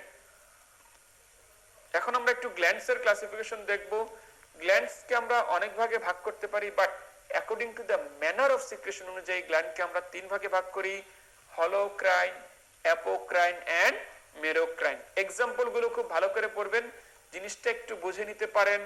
হলো মিন্স হোল, অর্থাৎ যেই ধরনের সিক্রেশনের জন্য সমস্ত সেলটাই ডিস্ট্রয়েড হয় তাকেই বলা হয় হলোক্রাইন সিক্রেশন। তাহলে আমরা দেখতে পাচ্ছি এখানে গ্ল্যান্ড অনেকগুলো সেল আছে, তারা সামনে আসছে এবং ডিস্ট্রয়েড হয়ে সিক্রেশন আকারে বেরিয়ে যাচ্ছে, অর্থাৎ সিক্রেশনের পরে সেলের কোনো অস্তিত্ব থাকে না। Next apocrine. Apo means apical, অর্থাৎ যেই ধরনের সিক্রেশনে সেলের এপিক্যাল পোরশনটুকু ডিস্ট্রয়েড হয় তাকে বলা হয় অ্যাপোক্রাইন সিক্রেশন। তাহলে আমরা এই ছবিটা খেয়াল করি, এখানে অনেকগুলো সেল, সেখান থেকে এপিক্যাল পোরশনটুকু বাডিং অফ হয়ে সাদা আকারে সিক্রেশন আকারে বেরিয়ে যাচ্ছে। সো এই ধরনের সিক্রেশনকে বলা হয় অ্যাপোক্রাইন সিক্রেশন। অপরদিকে মেরোক্রাইন সিক্রেশন, এটাকে আমি মনে রাখি এভাবে: ধরি মাছ নাছুই পানি, অর্থাৎ সিক্রেশন হবে বাট সেলের কোনো ডিস্ট্রাকশন হবে না। এই ধরনের সিক্রেশনকে বলা হয় মেরোক্রাইন সিক্রেশন, এবং ম্যাক্সিমাম গ্ল্যান্ডের সিক্রেশনই হচ্ছে এই মেরোক্রাইন ধরনের। তাহলে আমরা ছবিতে দেখি এখানে প্রতিটি ইনটেক্ট সেল আছে, সেখান থেকে শুধুমাত্র সিক্রেশন গুলো এক্সোসাইটোসিস প্রক্রিয়ায় সার্কুলেশনে চলে যাচ্ছে। নেক্সট আমরা জানবো গবলেট সেল সম্পর্কে। It is unicellular exocrine gland, এবং এর এক্সাম্পল গুলো ভেরি ভেরি ইম্পর্টেন্ট। পাওয়া যাবে স্মল ইন্টেস্টাইনে, লার্জ ইন্টেস্টাইনে পাওয়া যাবে অনেক বেশি, এবং respiratory tree up to terminal bronchiole. আমরা যদি সংক্ষেপে একটু গবলেট সেল সম্পর্কে জানি স্ট্রাকচার, তাহলে গবলেট সেলের স্ট্রাকচারটা হচ্ছে এইরকম: আপার পোর্শনটা হচ্ছে এক্সপান্ডেড, বেজাল পোর্শনটা হচ্ছে ন্যারো। আপার পোর্শনে গবলেট সেল আমরা জানি সিক্রেট করে হচ্ছে মিউকাস। এই মিউকাস বা মিউসিন সিক্রেটরি ভেসিকল গুলো অবস্থান করে আপার এক্সপান্ডেড পোর্শনে। অপরদিকে সাইটোপ্লাজম অবস্থান করে আপার এক্সপান্ডেড পোর্শনের পেরিফেরিতে। অপরদিকে নিউক্লিয়াস সহ রাফ এন্ডোপ্লাজমিক রেটিকুলাম এবং গোলগি অ্যাপারেটাস এরা অবস্থান করে বেজাল পোর্শনে, এবং এর secretion is innervated by parasympathetic innervation. Next myoepithelial cell. Epithelial cell possessing contractile properties like smooth muscle. Example গুলো খুব important: sweat gland, salivary gland, mammary and lacrimal gland. Next আমরা আলোচনা করব কানেকটিভ টিস্যু সম্পর্কে। Epithelial টিস্যুর opposite বৈশিষ্ট্য ধারণ করে কানেকটিভ টিস্যু। যেমন এপিথেলিয়াল টিস্যুতে আমরা বলেছিলাম cellular elements is maximum, whether extracellular elements is minimum, but in case of connective tissue extracellular elements is maximum and cellular elements is minimum, অর্থাৎ connective টিস্যুতে extracellular elements এর প্রাধান্য দেখা যায়, অপরদিকে সেল সেখানে খুবই কম পরিমাণে থাকে। এপিথেলিয়াল টিস্যুর কথা আমরা বলেছিলাম অ্যাভাসকুলার, বাট কানেকটিভ টিস্যু হচ্ছে ভাস্কুলার। এপিথেলিয়াল টিস্যুর অরিজিন আমরা বলেছিলাম তিনটি জার্ম লেয়ার থেকেই হয়, বাট কানেকটিভ টিস্যু আসে মেইনলি মেসোডার্ম থেকে। এবং কানেকটিভ টিস্যুতে তিন ধরনের জিনিস থাকে: একটা হচ্ছে সেল, একটা হচ্ছে ফাইবার, আর একটা হচ্ছে গ্রাউন্ড সাবস্টেন্সেস। এপিথেলিয়াল কানেকটিভ টিস্যুর ক্লাসিফিকেশন আপনারা একবার রিডিং পড়বেন, পরীক্ষার জন্য ততটা গুরুত্বপূর্ণ নয়। আমরা চলে যাব কম্পোজিশন অফ কানেকটিভ টিস্যু। আমি আগেই বলেছি কানেকটিভ টিস্যুতে মেইনলি তিন ধরনের জিনিস থাকে: cell, ground substances and fibre. প্রথমে আমরা জানবো cells of the connective tissue. Cells of the connective tissue এটা পরীক্ষার জন্য খুবই ইম্পর্টেন্ট। সাধারণত কানেকটিভ টিস্যুতে দুই ধরনের সেল থাকে: one is fixed cell, another is transient, free or wandering cell. Fixed cell is derived from primitive mesenchymal cell. তাহলে mesenchymal sell বুঝতে গেলে আমাদেরকে মেজেনকাইম সম্পর্কে ধারণা নিতে হবে। Mesenchyme is loosely organized mesenchyme is loosely organized undifferentiated cell, mainly mesodermal. So যখন foetus অবস্থায় থাকে অর্থাৎ এমব্রায়োনিক পিরিয়ডে যখন সেলগুলো ডিফারেন্সিয়েশন হয়নি তখন মেসোডার্ম থেকে কিছু সেল আসে যারা আনডিফারেন্সিয়েটেড অবস্থায় থাকে, তাদের কালেকশনকেই বলা হয় মেজেনকাইম। আর সেই মেজেনকাইম থেকে পরবর্তীতে যে সেলগুলো হয় সেগুলোই হচ্ছে আমাদের বডির ফিক্স সেল। কাজেই খুবই important, fibroblast, chondroblast, osteoblast, adipose cell, pigment cell, mast cell and reticular cell. অপরদিকে হেমোপয়েটিক স্টেম সেল বা বোন ম্যারো থেকে যে সেলগুলো আসে সেগুলো হচ্ছে transient, free or wandering cell. তো আমরা জানি ব্লাড সেল মূলত 5টি, তার মধ্যে আমরা ডাব্লিউবিসি সেলগুলো স্পেশালি যে 5টি সেল আছে সেগুলো মনে রাখবো: নিউট্রোফিল, ইউসিনোফিল, বেজোফিল, লিম্ফোসাইট এবং মনোসাইট। অপরদিকে ম্যাক্রোফেজ এবং মনোসাইট এটা মূলত একই ধরনের cell, different stage of maturation, এবং প্লাজমা সেল মূলত তৈরি হয় বি লিম্ফোসাইট থেকে। সো আমরা যদি 5টা ব্লাড সেল মনে রাখি এবং তাদের সাথে রিলেটেড ম্যাক্রোফেজ এবং প্লাজমা সেল, তাহলেই আমাদের ট্রানজিয়েন্ট সেলগুলো মুখস্থ হয়ে যাবে। এছাড়া বাকি যে সেলগুলো আছে সেগুলোই মূলত ফিক্সড সেল। দেন আমরা জানবো cells of the mononuclear phagocytic system. আমরা জানি আমাদের ব্লাডের যে মনোসাইট থাকে সে ব্লাডে খুব বেশিক্ষণ অবস্থান করে না, তার পরিবর্তে সে বিভিন্ন টিস্যুতে গিয়ে অবস্থান করে। যেমন সে যখন ব্লাডে থাকে তখন তার নাম হয়ে যায়, নাম থাকে মনোসাইট, বাট সে যখন connective tissue, lymphoid organ, lungs এবং বোন ম্যারোতে যায় তখন সে নামটা চেঞ্জ করে হয়ে যায় ম্যাক্রোফেজ। ব্রেইনে থাকলে মাইক্রোগ্লিয়া, লিভারে থাকলে কাফার সেল, লিম্ফ নোডে থাকলে ডেনড্রাইটিক সেল, বোনে থাকলে অস্টিওক্লাস্ট এবং স্কিনে থাকলে ল্যাঙ্গারহ্যান্স সেল। অর্থাৎ আমরা দেখতে পাচ্ছি এই সবগুলো সেলই মূলত একই সেলেরই জাত, সেটি হচ্ছে ব্লাডের মনোসাইট, এবং এদের অরিজিনও এক জায়গা থেকেই, অর্থাৎ সেটি হচ্ছে বোন ম্যারো, এবং এদের কাজও এক, সেটি হচ্ছে ফ্যাগোসাইটোসিস। এই জন্যই এই সবগুলো সেলকে একসাথে বলা হয় cells of the mononuclear phagocytic system. Next, ground substance থেকে আপনারা এক্সাম্পল গুলো পড়বেন, specially distribution of hyaluronic acid, umbilical cord, synovial fluid, vitreous humor and cartilage. Next আমরা চলে যাব fibres of connective tissue. Connective টিস্যুতে সাধারণত 3 ধরনের ফাইবার থাকে: কোলাজেন, ইলাস্টিক এন্ড রেটিকুলার। এর মধ্যে আপনাদেরকে সবচেয়ে ভালো করে পড়তে হবে তাদের ডিস্ট্রিবিউশন গুলো, স্পেশালি কোলাজেন ফাইবারের ডিস্ট্রিবিউশন। তাহলে কোলাজেন ফাইবারের ডিস্ট্রিবিউশন আপনাদের শীটে খুব সুন্দর করে দেয়া আছে। সাধারণত কোলাজেন ফাইবারের অনেকগুলো টাইপস হয়, তার মধ্যে টাইপস 1, 2, 3, 4, 5 এই 5টি টাইপ আপনারা খুব ভালো করে পড়বেন। তার মধ্যে আমি আপনাদেরকে একটু সাহায্য করব কিছু ট্রিক্স দিয়ে। প্রথমেই টাইপ 1 কোলাজেন ফাইবার, এটি মেইনলি পাওয়া যায় বোনসে। তাহলে বোনসের বি বাদ দিলে থাকে 1, that means type 1 collagen fibre আমরা পাবো মেইনলি বোনসে। টাইপ 2 কোলাজেন ফাইবার মেইনলি পাওয়া যাবে কার্টিলেজে। তার মধ্যে কার্টিলেজকে যদি আমরা একটু চেঞ্জ করে লিখি কার্টুলেজ, অর্থাৎ টাইপ 2, এটা পাওয়া যাবে, টাইপ 2 পাওয়া যাবে আমাদের মেইনলি কার্টিলেজে। অপরদিকে টাইপ 4 এটা মেইনলি এক জায়গায় পাওয়া যায়, সেটা হচ্ছে বেসমেন্ট মেমব্রেন, অর্থাৎ অল বেসমেন্ট মেমব্রেনে আমরা মেইনলি টাইপ 4 কোলাজেন ফাইবার পাবো। একইভাবে বাকি যে কোলাজেন ফাইবার এক্সাম্পল গুলো আছে সেগুলো আপনাদেরকে একটু জানতে হবে। নেক্সট আমরা চলে যাব কার্টিলেজ।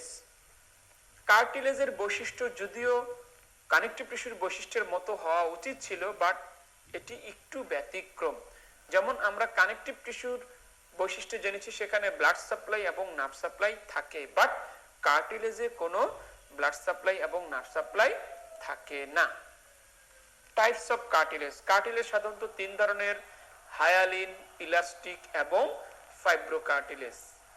পরীক্ষার জন্য ইম্পর্টেন্ট হচ্ছে এই তিন ধরনের কার্টিলেজের এক্সাম্পল, ভেরি ভেরি ইম্পর্টেন্ট। প্রথমে আমরা জানবো হায়ালিন কার্টিলেজের এক্সাম্পল অর ডিস্ট্রিবিউশন।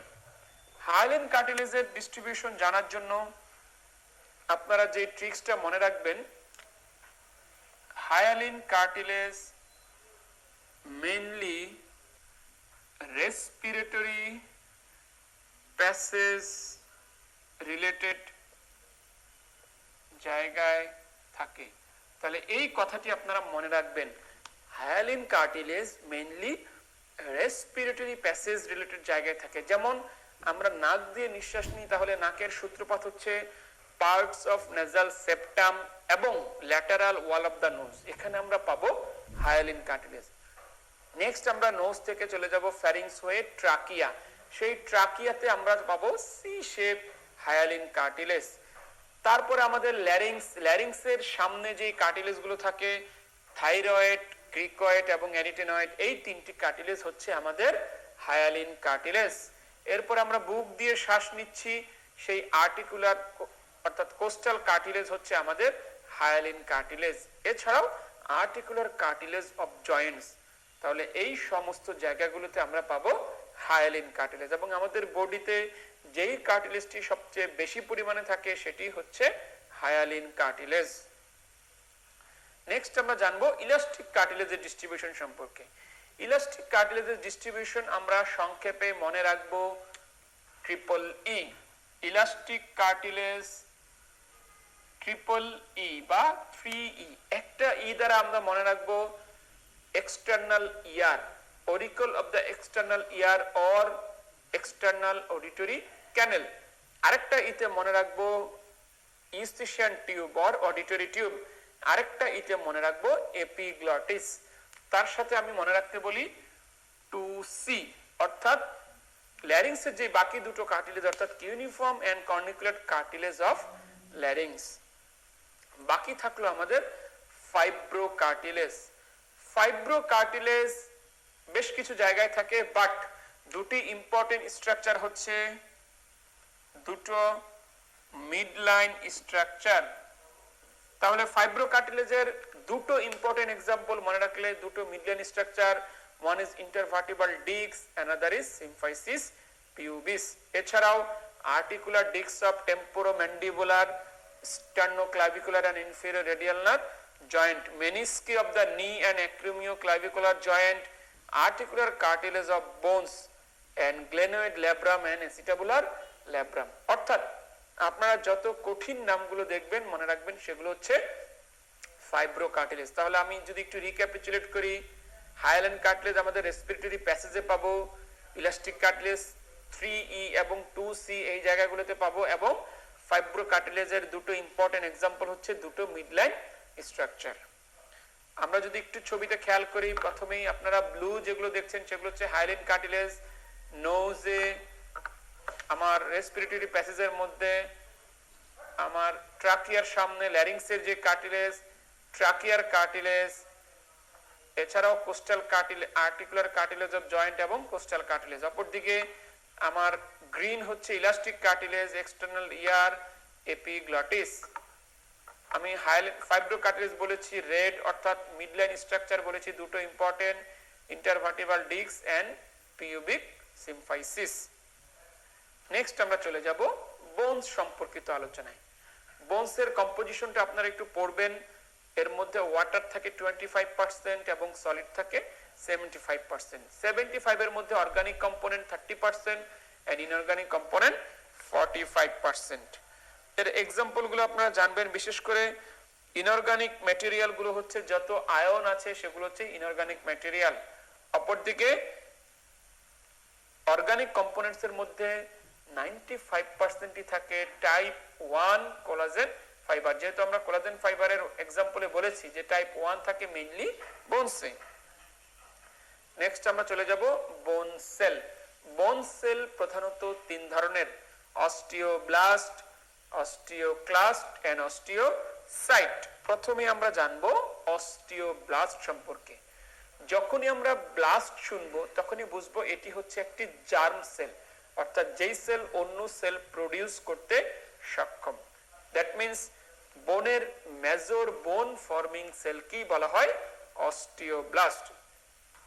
এবং এর লোকেশন হচ্ছে বোনের সারফেসে, অর্থাৎ বোনস এবং বোন ম্যাট্রিক্স তৈরি করার জন্য যে সেলগুলো দরকার সেগুলো তৈরির কাজেই মেইনলি নিয়োজিত থাকে অস্টিওব্লাস্ট। এবং অস্টিওব্লাস্ট খুব র্যাপিডলি রিজেনারেট করে, একটা পর্যায়ে গিয়ে সে তার রিজেনারেশন ক্যাপাবিলিটি হারিয়ে ফেলে, তখন সে যেই সেলে কনভার্ট হয় তার নাম হচ্ছে অস্টিওসাইট। যখন সে অস্টিওব্লাস্ট থাকে তখন তার লোকেশন থাকে সারফেসে, বাট যখন সে অস্টিওসাইট হয়ে যায় তখন সে বোনের ভিতরে ল্যাকুনাতে অবস্থান করে, যেটা আমি একটু পরেই আবার বলবো। Next osteoclast. অস্টিওব্লাস্ট যেমন বোন তৈরি করে, অস্টিওক্লাস্ট তেমনি বোনসকে রিজর্ভ করে, অর্থাৎ বোন সেলকে তারা ডিস্ট্রয় করে, রিমডেলিং করে। আমরা অস্টিওক্লাস্টের নাম দেখেছি cells of the mononuclear phagocytic সিস্টেমে, অর্থাৎ এটি মূলত ব্লাডের মনোসাইট, এসেছে বোন ম্যারো থেকে, বোন শেষে ফ্যাগোসাইটিক সেলের ভূমিকায় অবতীর্ণ হয়। এর লোকেশনও বা অবস্থান হচ্ছে বোন সারফেসে, বাট একটি স্পেশাল জায়গা, তার নাম হাউশিপস ল্যাকুনা। বাকি থাকলো অস্টিওসাইট। সাইট মানে হচ্ছে ডেফিনিটিভ সেল, ম্যাচিউর সেল।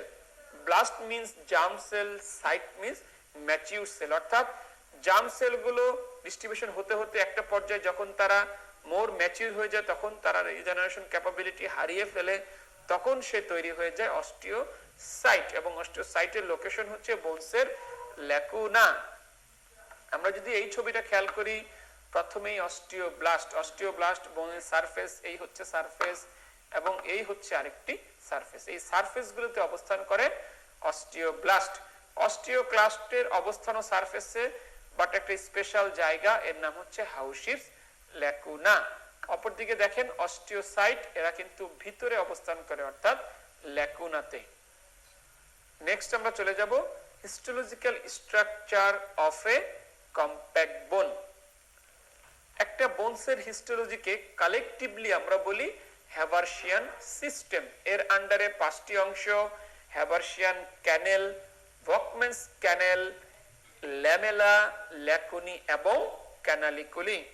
ছবির সাহায্যে আমরা খুব সংক্ষেপে এদের ব্যাখ্যা দিব। প্রথমেই হ্যাভার্সিয়ান ক্যানেল।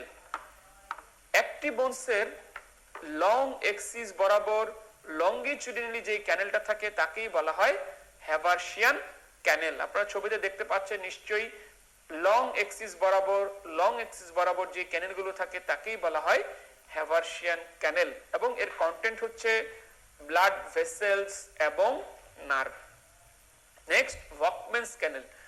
দুটো হ্যাভার্সিয়ান ক্যানেলকে কানেক্টকারী যেই হরাইজন্টাল ক্যানেল থাকে, খেয়াল করেন যেই হরাইজন্টাল ক্যানেল থাকে তাকেই বলা হয় Volkmann's canal. Content same as Haversian canal, that is blood vessels and nerve. Then lamella. Lamella শব্দের বাংলা অর্থ হচ্ছে স্তর বা লেয়ার। সেন্ট্রাল ক্যানেলকে ঘিরে কোলাজেন ফাইবারের কিছু লেয়ার থাকে। ছবিতে খেয়াল করেন, এটি একটি লেয়ার, এটি একটি লেয়ার, এটি একটি লেয়ার এবং এটি আরেকটি লেয়ার। এই প্রত্যেকটি লেয়ারকে বলা হয় ল্যামেলা। Next lacuna. ল্যাকুনা শব্দের অর্থ হচ্ছে স্পেস, গহ্বর বা ফাঁকা জায়গা। দুটো ল্যামেলার মাঝখানে যে ফাঁকা জায়গা থাকে তাকেই বলা হয় ল্যাকুনা। আর এখানে অবস্থান করে ডেফিনিটিভ বা ম্যাচিউর বোন সেল হিসেবে যাকে আমরা জানি সেই অস্টিওসাইট। বাকি থাকলো ক্যানালিকুলি। দুটো ল্যাকুনাকে কানেক্টকারী যে ক্যানেল তাকেই বলা হয় ক্যানালিকুলি। যেমন এটা একটা ল্যাকুনা, এটা একটা ল্যাকুনা, একে কানেক্টকারী যে ক্যানেল তাকেই বলা হয় ক্যানালিকুলি। আর এখানে অবস্থান করে প্রসেস অফ অস্টিওসাইট। দেন আমরা জানবো অসিফিকেশন সেন্টার সম্পর্কে। ডিয়ার ডক্টরস, আপনাদের ধারণা রাখতে হবে অসিফিকেশনের পূর্ব শর্ত হচ্ছে সেন্টার অ্যাপিয়ার হওয়া। সেন্টার ছাড়া কোনো অসিফিকেশন হয় না। এই সেন্টারগুলো আমাদের শরীরে দুই ভাবে আসে। Some appears before birth, usually before the end of 4th month of intrauterine life, called primary ossification centre. এবং এই প্রাইমারি অসিফিকেশন সেন্টার থেকে বোনসের যে অংশটুকু অসিফাইড হয় পরবর্তীতে তার নাম হয়ে যায় ডায়াফাইসিস। আরেক ধরনের সেন্টার আছে that appears mostly after birth, is called secondary ossification center and it forms epiphysis. Next আমরা জানবো different parts of A developing long বোন। আমরা একটু ছবির সাহায্যে সেটার ব্যাখ্যা দিব। প্রথমেই আমরা জানবো ডায়াফাইসিস সম্পর্কে। The diaphysis is the part of bone ossified from primary ossification center. আমরা আগেই বলেছি অসিফিকেশনের পূর্ব শর্ত হচ্ছে সেন্টার অ্যাপিয়ার করা। যেই সেন্টারগুলো জন্মের আগেই হয় তাদেরকে বলা হয় প্রাইমারি অসিফিকেশন সেন্টার, আর সেখান থেকে পরবর্তীতে যে অংশটুকু অসিফাইড হয় তারই নাম হচ্ছে ডায়াফাইসিস। তাহলে আমি ছবিতে যতটুকু অংশ মার্কিং করেছি তীর চিহ্ন দ্বারা, এই পুরোটা অংশই হচ্ছে ডায়াফাইসিস এবং পরবর্তীতে এর নাম হয়ে যায় শ্যাফট। দেন আমরা জানবো এপিফাইসিস। এপিফাইসিস হচ্ছে বোনসের সেই অংশ that ossified from secondary ossification centre. আমি গোল দ্বারা যে অংশটা চিহ্নিত করেছি সেটি হচ্ছে বোনসের এপিফাইসিস। এপিফাইসিস এবং ডায়াফাইসিসের মাঝে একটা প্লেট অফ হায়ালিন কার্টিলেজ থাকে, তাকেই বলা হয় এপিফাইজিয়াল কার্টিলেজ। বাকি থাকলো আমাদের metaphysis. Metaphysis is the part of diaphysis facing towards the epiphyseal cartilage. অর্থাৎ ডায়াফাইসিসের যে অংশ এপিফাইজিয়াল কার্টিলেজের খুব নিকটবর্তী থাকে তাকেই বলা হয় metaphysis. That means metaphysis ultimately ডায়াফাইসিসের প্রান্ত, বাট সে ক্লোজ টু এপিফাইজিয়াল কার্টিলেজ। তো একটা বোনসের গ্রোথ যখন শুরু হয় তখন এই এপিফাইজিয়াল কার্টিলেজে metaphyseal end of the epiphyseal কার্টিলেজে গ্রোথ প্লেট তৈরি হয়, যেখানে আলটিমেটলি ম্যাট্রিক্স জমা হয়ে বোনসের গ্রোথ হয়। তখন এপিফাইসিস এবং ডায়াফাইসিসের মাঝে একটি গ্যাপ থাকে, বাট গ্রোথ হয়ে যখন এপিফাইসিস এবং ডায়াফাইসিস ফিউজ হয়ে যাবে তারপরে আর বোনসের কোনো গ্রোথ হবে না। নেক্সট আমরা চলে যাব গ্রোয়িং ইন্ড অফ দ্য লং বোন।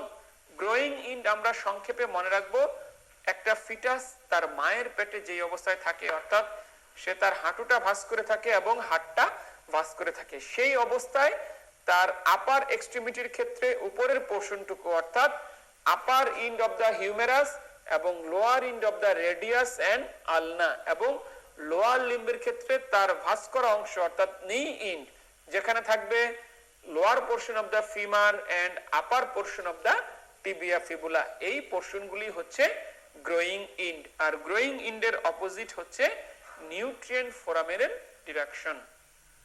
নেক্সট আমরা চলে যাব ক্লাসিফিকেশন অফ জয়েন্টস।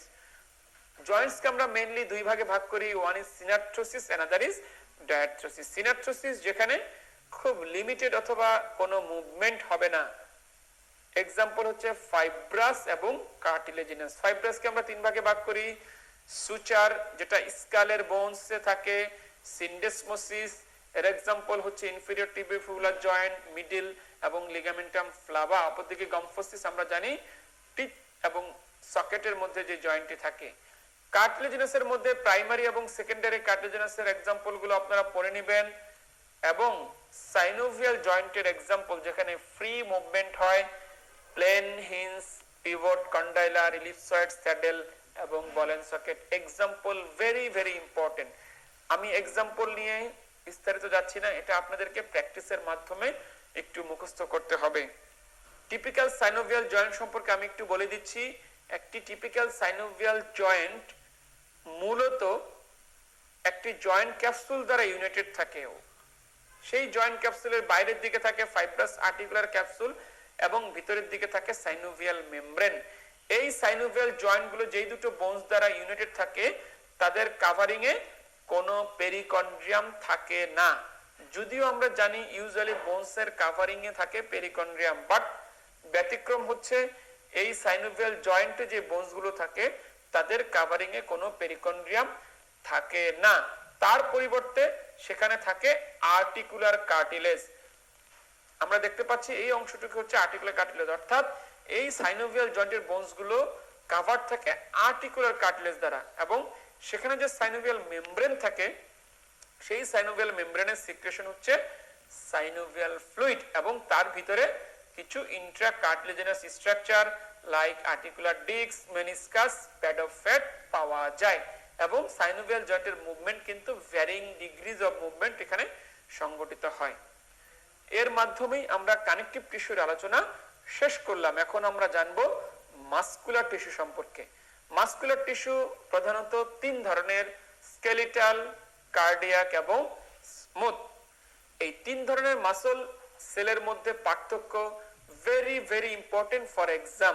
আমরা ছবি দেখে কিছু পার্থক্য আমরা মুখস্থ করব, বাকিগুলো আমরা শীট থেকে দেখে নিব। প্রথমে আমরা যদি স্কেলিটাল মাসলের দিকে তাকাই, এর সাইজ এবং শেপের দিকে যদি আমরা তাকাই, দেখতে পাচ্ছি এর সাইজ এবং শেপ হচ্ছে লংগিটিউডিনাল অর্থাৎ লং। কার্ডিয়াক মাসলের সাইজ শেপের মধ্যেও এরা লং এবং লিটল ভ্যারিয়েবল থাকে, বাট স্মুথ মাসলের সাইজ শেপ এরা কিন্তু শর্ট এবং শেপটা অনেকটা স্পিন্ডল বা মাকু আকৃতির। আমরা যদি ক্রস স্ট্রাইশনের দিকে তাকাই, অর্থাৎ আড়াআড়ি যে রেখা, এই ক্রস স্ট্রাইশন এটা আমরা স্কেলিটাল মাসল সেলে পাবো, আমরা কার্ডিয়াক মাসল সেলেও পাবো, but there is no cross striation in smooth muscle cell. আমরা যদি নিউক্লিয়াসের দিকে তাকাই, তাহলে প্রত্যেকটা স্কেলিটাল মাসল সেল আমরা দেখতে পাচ্ছি একের অধিক নিউক্লিয়াস, এবং তাদের লোকেশন হচ্ছে পেরিফেরিতে। আমরা নিউক্লিয়াসের বর্ণনা দেওয়ার সময় বলেছি যে multi nucleated cell present in skeletal muscle cell, অর্থাৎ স্কেলিটাল মাসল সেলের প্রত্যেকটি সেলে অনেকগুলো করে নিউক্লিয়াস থাকে এবং তাদের লোকেশন হচ্ছে পেরিফেরিতে।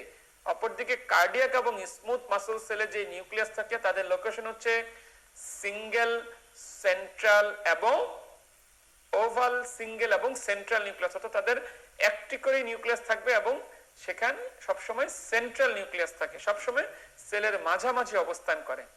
আমরা যদি কার্ডিয়াক মাসলের দিকে তাকাই, তাহলে দেখতে পাবো যে একটি সেলের সাথে আরেকটি সেলের একটি কমিউনিকেশন আমরা দেখতে পাচ্ছি, তাকে বলা হয় ব্রাঞ্চিং। এই ব্রাঞ্চিংটা শুধুমাত্র কার্ডিয়াকেই পাওয়া যাবে, স্কেলিটাল এবং স্মুথে থাকবে না।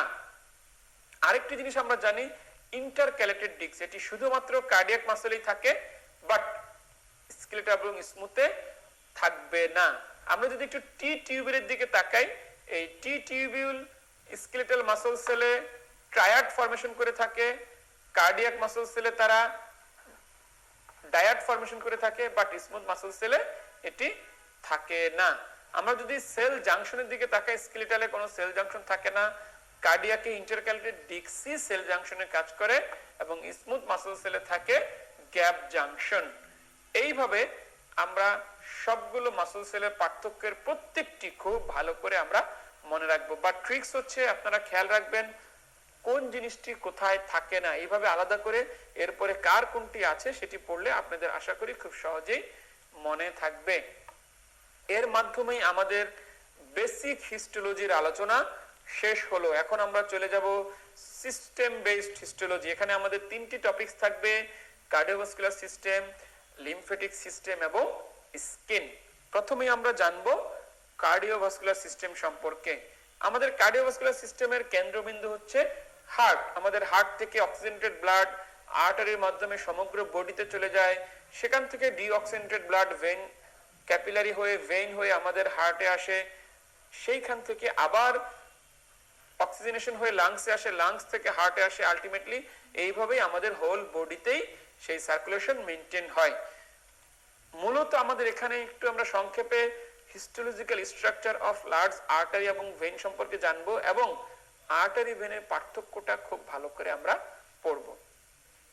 তাহলে প্রথমেই যদি আমরা জানি histological structure of large artery, artery বলেন কিংবা ভেইনই বলেন, লেয়ার হচ্ছে তিনটি।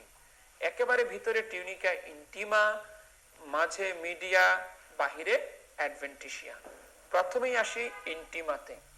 আমরা জানি আর্টারি বা ভেন এটা একটা হলো অর্গান, দ্যাট মিন্স তার ভিতরে লুমেন থাকে, সেই লুমেনের পাশেই প্রথম যে লেয়ার সেটাকেই বলা হয় টিউনিকা ইন্টিমা, এবং সেখানে সাধারণত তার লাইনিং এপিথেলিয়াম থাকে।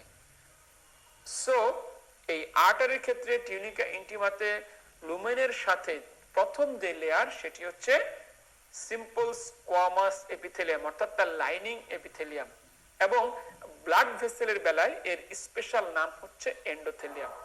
সো টিউনিকা ইন্টিমাতে প্রথম যে লেয়ারটা থাকে সেটি মূলত এন্ডোথেলিয়াল লেয়ার, দ্যাট মিন্স এটি হচ্ছে সিম্পল স্কোয়ামাস এপিথেলিয়ামের লেয়ার। আমরা জানি যেখানেই এপিথেলিয়াম তার নিচে একটি বেসমেন্ট মেমব্রেন থাকে, কারণ এপিথেলিয়াম মূলত একটি বেসমেন্ট মেমব্রেনের উপরে থাকে। সো তার নিচে যেটা থাকে বেসমেন্ট মেমব্রেন, এবং তার নিচে কিছু কানেকটিভ টিস্যু থাকে। সো এন্ডোথেলিয়াল লেয়ারের নিচে যেটি থাকে সেটি হচ্ছে sub endothelial areolar tissue or connective tissue. একে ঘিরে আরেকটি পাতলা পর্দার মতো থাকে, তাকে বলা হয় ইন্টারনাল ইলাস্টিক ল্যামিনা। এবার আসি মিডিয়াতে। আর্টারি বলেন কিংবা ভেইনি বলেন, মিডিয়া মানে হচ্ছে মাসেল লেয়ার, এবং কোন মাসেল? সেটা হচ্ছে স্মুথ মাসেল। আর্টারির বেলায় এই লেয়ারটি হচ্ছে সবচেয়ে থিকেস্ট লেয়ার, এবং একে ঘিরে আরেকটা পাতলা পর্দার মতো থাকে, তাকে বলা হয় এক্সটার্নাল ইলাস্টিক ল্যামিনা। এবার আমরা চলে আসি টিউনিকা অ্যাডভেন্টিসিয়া। আর্টারি বলেন কিংবা ভেইনি বলেন, অ্যাডভেন্টিসিয়া মানে কানেকটিভ টিস্যু লেয়ার, এবং আর্টারির বেলায় এটি হচ্ছে সবচেয়ে স্ট্রংগেস্ট লেয়ার। আমরা যদি একটু ছবিটা খেয়াল করি, এক নাম্বার হচ্ছে ইন্টিমা, যেখানে আমাদের প্রথমে লাইনিং এপিথেলিয়াম, তারপরে সাব এন্ডোথেলিয়াল এরিওলার টিস্যু, এবং নেক্সট থাকে আমাদের ইন্টারনাল ইলাস্টিক ল্যামিনা। সেকেন্ড লেয়ারে আমাদের মূলত স্মুথ মাসল থাকে, এবং আমরা জেনেছি এটি সবচেয়ে থিকেস্ট লেয়ার। একে ঘিরে পাতলা পর্দা থাকে, যাকে বলা হয় এক্সটার্নাল ইলাস্টিক ল্যামিনা। এবং সর্বশেষ টিউনিকা অ্যাডভেন্টিসিয়া, এখানে মূলত থাকে কানেকটিভ টিস্যু। এরপর আমরা সংক্ষেপে histological structure of large vein সম্পর্কে জানবো। সেই আগের মতোই টিউনিকা ইন্টিমা, মিডিয়া এবং অ্যাডভেন্টিসিয়া। টিউনিকা ইন্টিমাতে আমাদের এন্ডোথেলিয়াল লেয়ার একেবারে ভিতরে থাকবে, তাকে ঘিরে থাকবে sub endothelial areolar tissue, but কোনো ইন্টারনাল ইলাস্টিক ল্যামিনা থাকবে না। মিডিয়াতে আর্টারির ন্যায় স্মুথ মাসল থাকবে, তাকে ঘিরে কোনো এক্সটার্নাল ইলাস্টিক ল্যামিনা থাকবে না। অ্যাডভেন্টিসিয়া, এখানে কানেকটিভ টিস্যুই থাকবে। আর্টারির ক্ষেত্রে যেমন আমরা বলেছি থিকেস্ট লেয়ার হচ্ছে মিডিয়া, বাট ভেইনের বেলায় থিকেস্ট লেয়ার হচ্ছে অ্যাডভেন্টিসিয়া। এবং আরেকটি বেসিক পার্থক্য হচ্ছে আর্টারিতে এক্সটার্নাল এবং ইন্টারনাল ইলাস্টিক ল্যামিনা পাওয়া যায়, বাট ভেইনে এক্সটার্নাল এবং ইন্টারনাল ইলাস্টিক ল্যামিনা থাকবে না। তাহলে আমরা যদি ভেইনের হিস্টোলজি ছবিটা একটু দেখি, তাহলে একেবারে ইন্টিমা খুব সামান্য লেয়ার, তারপরে অল্প জায়গা জুড়ে মিডিয়া অর্থাৎ মাসল লেয়ার, এবং একটা বড় জায়গা জুড়েই আমাদের কানেকটিভ টিস্যু লেয়ার অর্থাৎ অ্যাডভেন্টিসিয়া। তাহলে আমরা দেখতে পাচ্ছি ভেইনের বেলায় সবচেয়ে থিকেস্ট লেয়ার হচ্ছে অ্যাডভেন্টিসিয়া, অপরদিকে আর্টারির বেলায় সবচেয়ে থিকেস্ট লেয়ার হচ্ছে মিডিয়া। তাহলে এই পার্থক্যগুলো আমাদের বর্ণনার মধ্যেই চলে এসেছে ম্যাক্সিমাম, এটা খুব ভালো করে আপনারা পড়ে নেবেন। এরপরে আমি ক্যাপিলারি সম্পর্কে সংক্ষেপে একটু বলে দিচ্ছি। ক্যাপিলারি মূলত তিন ধরনের, এবং এরা হচ্ছে single layer of epithelial tissue. এখানে কন্টিনিউয়াস আর সোমাটিক ক্যাপিলারি থাকে, ফেনেস্ট্রেটেড আর ভিসেরাল ক্যাপিলারি, এবং ডিসকন্টিনিউয়াস অর সাইনোসয়েডাল ক্যাপিলারি থাকে। আপনারা এই ক্যাপিলারির এক্সাম্পল গুলো পড়বেন, পাশাপাশি সাইনোসয়েডের সাথে ক্যাপিলারি, মূলত সাইনোসয়েড এবং ক্যাপিলারি দুটোই একই ধরনের, বাট সাইনোসয়েডে বড় ধরনের ফেনেস্টা থাকে, লার্জ ফেনেস্টা থাকে। এরা হচ্ছে ডাইলেটেড ক্যাপিলারি, বড় ধরনের ক্যাপিলারিকেই বলা হয় সাইনোসয়েড। কোথায় কোথায় রিচ ক্যাপিলারি নেটওয়ার্ক থাকে, like kidney, liver, lungs, skeletal muscle, cardiac muscle, brain এবং স্কিন। অপরদিকে লেস ক্যাপিলারি নেটওয়ার্ক আমরা পাবো স্মুথ মাসল এবং ডেন্স কানেকটিভ টিস্যুতে। নেক্সট আমরা আমাদের সিস্টেম বেস হিস্টোলজির আরেকটি ইম্পর্টেন্ট টপিকস লিম্ফ্যাটিক অর্গান সম্পর্কে জানবো। লিম্ফ্যাটিক অর্গান মূলত দুই ধরনের হয়, one is central or primary lymphatic organ, another is peripheral or secondary lymphatic organ. Central or primary lymphatic organ হচ্ছে দুটো, বোন ম্যারো এন্ড থাইমাস। অপরদিকে স্প্লিন, lymph node, solitary nodule, tonsil, appendix এবং pears passage of ileum, এরা হচ্ছে peripheral lymphatic organ. Lymphatic অর্গানের আলোচনায় যাবার পূর্বে আমরা সংক্ষেপে ধারণা নিব সেন্ট্রাল এবং পেরিফেরালের মধ্যে কি পার্থক্য। প্রাইমারি লিম্ফেট অর্গান হচ্ছে সেই অর্গান যেখানে মূলত লিম্ফেটিক সেলগুলো তৈরি হয়, ডিফারেন্সিয়েশন হয় এবং ম্যাচিউর হয়। অপরদিকে পেরিফেরাল লিম্ফেটিক অর্গান হচ্ছে সেই জায়গা যেখানে অ্যান্টিজেন অ্যান্টিবডির সাথে রিঅ্যাকশন হয়। তাহলে আমরা যদি লিম্ফেটিক অর্গানকে আমাদের বডি সোলজারের সাথে তুলনা করি, তাহলে এই সোলজার যেখানে তৈরি হবে, যেখানে ট্রেনিং নিবে, সেটাই হচ্ছে প্রাইমারি লিম্ফেটিক অর্গান। অপরদিকে সেকেন্ডারি লিম্ফেটিক অর্গান হচ্ছে তাদের ব্যাটেল ফিল্ড, যেখানে বহিঃশত্রুর সাথে তাদের যুদ্ধ হবে, অর্থাৎ যেখানে অ্যান্টিজেন অ্যান্টিবডির রিঅ্যাকশন হবে। প্রাইমারি লিম্ফয়েড অর্গানে যে কোনো একটি লিম্ফেটিক সেল থাকবে, either T or B, but secondary lymphoid অর্গানে দুই ধরনের লিম্ফেটিক সেলই থাকতে পারে। Secondary lymphatic primary lymphoid organ সময়ের সাথে ছোট হবে, বাট সেকেন্ডারি লিম্ফয়েড অর্গান সময়ের সাথে বড় হবে।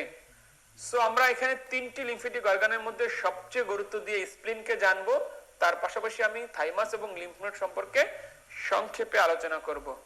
প্রথমেই আমরা আসি থাইমাস সম্পর্কে আলোচনায়। এই ছবিটি দেখে আমরা থাইমাস সম্পর্কে সংক্ষেপে ধারণা নেব। Thymus is consist of two lobe. এখানে একটি লোবের ছবি দেখানো হয়েছে। এই লোবটি is covered by a connective tissue capsule. এখানে আমরা ক্যাপসুল দেখতে পাচ্ছি। সেই ক্যাপসুল থেকে কানেকটিভ টিস্যু ট্রাবিকুলে এসে লোবকে কিছু লোবিউলে ভাগ করবে। Each lobule has two parts. Outer part is dark, is called cortex, and inner part is light, is called medulla. তাহলে আমরা এই ধারণাগুলো নিলাম। নেক্সট আমরা মূলত জানবো এই কর্টেক্স এবং মেডুলাতে কারা অবস্থান করে। তাহলে আমরা যেহেতু জানি থাইমাস একটি প্রাইমারি লিম্ফয়েড অর্গান, সেখানে একটি লিম্ফেটিক সেল থাকবে, সেটি হচ্ছে টি লিম্ফোসাইট। সো কর্টেক্স এবং মেডুলা দুই জায়গাতে আমরা টি লিম্ফোসাইটকে পাবো, বাট কর্টেক্সে অবস্থান করে ইম্যাচিউর টি লিম্ফোসাইট, মেডুলাতে অবস্থান করে ম্যাচিউর টি লিম্ফোসাইট। এছাড়াও এপিথেলিয়াল রেটিকুলার সেল, ম্যাক্রোফেজ আমরা দুই জায়গাতেই পাবো। এবং মেডুলাতে আরেকটি ইম্পর্টেন্ট জিনিস থাকে, সেটা হচ্ছে হ্যাসেলস কর্পাসল। তাহলে আমরা ওভারঅল মনে রাখবো কর্টেক্সের একটি ইম্পর্টেন্ট স্ট্রাকচার হচ্ছে ইম্যাচিউর টি লিম্ফোসাইট, অপরদিকে মেডুলার দুটি important structure mature T lymphocyte and Hassall's corpuscle. Then আমরা লিম্ফ নোড সম্পর্কে একটু জানবো। এই ছবিটা আমরা একটু খেয়াল করব। লিম্ফ নোডের মূলত দুটো সারফেস, একটি হচ্ছে কনভেক্স সারফেস, আরেকটি হচ্ছে concave depression or haulm. Convex সারফেসের ইম্পর্টেন্স হচ্ছে এই কনভেক্স সারফেসে লিম্ফ নোডের এফারেন্ট লিম্ফেটিক ভেসেলগুলো ড্রেন করে। আমরা জানি লিম্ফেটিক ভেসেলগুলো দুই ধরনের হয়, ওয়ান ইজ এফারেন্ট অর্থাৎ যে আসে, ওয়ান ইজ ইফারেন্ট অর্থাৎ যে যায়। একমাত্র লিম্ফ নোডেই দুই ধরনের লিম্ফেটিক ভেসেলই থাকে, বোথ এফারেন্ট এন্ড ইফারেন্ট। অপরদিকে বাকি সবগুলো লিম্ফেটিক অর্গানে শুধুমাত্র ইফারেন্ট লিম্ফেটিক ভেসেল থাকে, কোনো এফারেন্ট লিম্ফ ভেসেল থাকে না। সো লিম্ফ নোডে যে এফারেন্ট লিম্ফেটিক ভেসেলগুলো থাকে, সেগুলো এসে যেখানে ড্রেন করে, সেটাই হচ্ছে লিম্ফ নোডের কনভেক্স সারফেস। অপরদিকে কনকেভ ডিপ্রেশনের ইম্পর্টেন্স হচ্ছে এখান দিয়ে কিছু স্ট্রাকচার লিম্ফ নোডে এন্ট্রি করে এবং কিছু স্ট্রাকচার লিম্ফ নোড থেকে এক্সিট করে। লিম্ফ নোড থেকে যেই জিনিসগুলো এন্ট্রি করে সেই স্ট্রাকচারগুলো হচ্ছে আর্টারি এবং নার্ভ। অপরদিকে যেই জিনিসগুলো বেরিয়ে যায় সেটি হচ্ছে ভেইন এবং ইফারেন্ট লিম্ফ ভেসেল। তাহলে এই কনভেক্স এবং কনকেভ সারফেসের ইম্পর্টেন্সটা আমরা জানলাম। দেন এটাকে আমরা ডিভাইড করব। থাইমাসকে যেমন আমরা আউটার কর্টেক্স এবং ইনার মেডুলাতে ভাগ করেছিলাম, ঠিক তদ্রুপ লিম্ফ নোডকেও আমরা তিনটি ভাগে ভাগ করব, আউটার কর্টেক্স, ইনার কর্টেক্স বা প্যারা কর্টেক্স এবং মেডুলা। আউটার কর্টেক্সে আমাদের মেইনলি একটি স্ট্রাকচার থাকবে, সেটি মনে রাখবো আমরা বি লিম্ফোসাইট। ইনার কর্টেক্সে আমাদের টি লিম্ফোসাইট এবং মেডুলাতে অবস্থান করবে বি লিম্ফোসাইট। তাহলে আমরা যদি সংক্ষেপে মনে রাখি বি, টি এবং বি, তার মধ্যে আউটার কর্টেক্স আমাদের থাকবে বি লিম্ফোসাইট, টি লিম্ফোসাইট থাকবে আমাদের ইনার কর্টেক্স অর প্যারা কর্টেক্স, এবং সর্বশেষ বি লিম্ফোসাইট আবার। তাহলে আমরা দেখতে পাচ্ছি আমাদের বি লিম্ফোসাইট অবস্থান করে দুই জায়গায়, অর্থাৎ আউটার কর্টেক্সে এবং মেডুলাতে। অপরদিকে টি লিম্ফোসাইট কেবলমাত্র এক জায়গায়, অর্থাৎ ইনার কর্টেক্স বা প্যারাকর্টেক্সে। নেক্সট আমরা জানবো স্প্লিন সম্পর্কে। স্প্লিন হচ্ছে একটি সেকেন্ডারি লিম্ফয়েড অর্গান এবং স্প্লিনে সাধারণত আমরা কর্টেক্স মেডুলা পাবো না, তার পরিবর্তে আমরা পাবো পাল্প। এই পাল্প দুই ধরনের, একটি হচ্ছে হোয়াইট পাল্প আর একটি হচ্ছে রেড পাল্প। এই পাল্প সম্পর্কে আলোচনা বুঝতে গেলে আমাদেরকে স্প্লিনের হিস্টোলজি, ব্লাড সাপ্লাই সম্পর্কে জানতে হবে। সেটি এখন আপনাদের সামনে আমি একটু বোঝানোর চেষ্টা করব। স্প্লিনের ব্লাড সাপ্লাই মূলত শুরু হয় স্প্লেনিক আর্টারি দ্বারা। স্প্লেনিক আর্টারি থেকে আসবে সেগমেন্টাল আর্টারি, সেগমেন্টাল আর্টারি থেকে আসবে ট্র্যাবেকুলার আর্টারি, ট্র্যাবেকুলার আর্টারি থেকে আসবে আমাদের সেন্ট্রাল আর্টারিওল, সেন্ট্রাল আর্টারিওল থেকে আমাদের পেনিসিলার ভেসেলস, পেনিসিলার ভেসেল থেকে আমাদের সাইনুসয়েড, সাইনুসয়েড থেকে আমাদের চলে যাবে আলটিমেটলি ভেইনে। সেন্ট্রাল আর্টারিওলের পাশেই অবস্থান করে হোয়াইট পাল্প এবং সাইনুসয়েড এবং স্প্লেনিক কর্ড মিলে গঠিত হয় রেড পাল্প। সো আমাদের হোয়াইট পাল্প এবং রেড পাল্প মূলত আর্টারি বা ভেসেলের সাথেই মূলত অবস্থান করে। আমরা যদি এই ছবিটা খেয়াল করি, আমরা ছবির মাঝখান দিয়ে একটি আর্টারিওল দেখতে পাচ্ছি, তাকে বলা হয় সেন্ট্রাল আর্টারিওল। এই সেন্ট্রাল আর্টারিওলের পাশে সার্কুলার যে স্ট্রাকচারটা আমরা দেখতে পাচ্ছি সেটি হচ্ছে মূলত হোয়াইট পাল্প এবং এটি 25% জায়গা জুড়ে অবস্থান করে। এটি ছাড়া বাকি যেই জায়গাগুলো আমরা দেখতে পাচ্ছি সেটি হচ্ছে রেড পাল্প। এই রেড পাল্পের অবস্থান হচ্ছে 75% জায়গা জুড়ে। তাহলে হোয়াইট পাল্প মূলত কি? এটা মূলত কিছু লিম্ফেটিক সেলের কালেকশন। তাহলে এই সেন্ট্রাল আর্টারিওলকে ঘিরে প্রথম যেই সেলটি অবস্থান করে সেটি হচ্ছে টি সেল এবং যেহেতু তারা আর্টারিওলের পাশে থাকে এজন্য তাদেরকে বলা হয় পেরি আর্টারিওলার লিম্ফেটিক শীট। সেকেন্ড পজিশনে যে সেলটা অবস্থান করে অর্থাৎ মাঝামাঝি তাকে বলা হয় বি সেল এবং একেবারেই প্রান্তে থাকে ডেনড্রাইটিক অ্যান্টিজেন প্রেজেন্টিং সেল।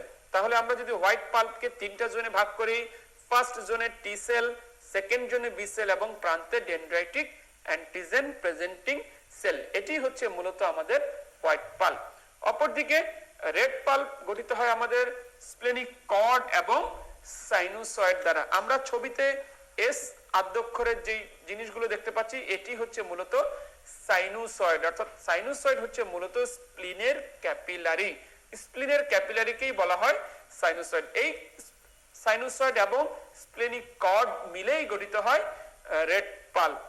তাহলে স্প্লেনিক কর্ড, এটার আরেকটা নাম হচ্ছে কর্ডস অফ বিলরোথ। এটি হচ্ছে মূলত collection of some cells and fibre, collection of some cells and fibre. মূলত স্প্লেনিক কর্ডে অনেক সেল থাকে এবং ফাইবার থাকে, অনেক ম্যাক্রোফেজ থাকে, অ্যান্টিজেন প্রেজেন্টিং সেল থাকে। অপরদিকে সাইনুসয়েডে একটা স্পেশাল সেল থাকে, তার নাম স্টেপ সেল।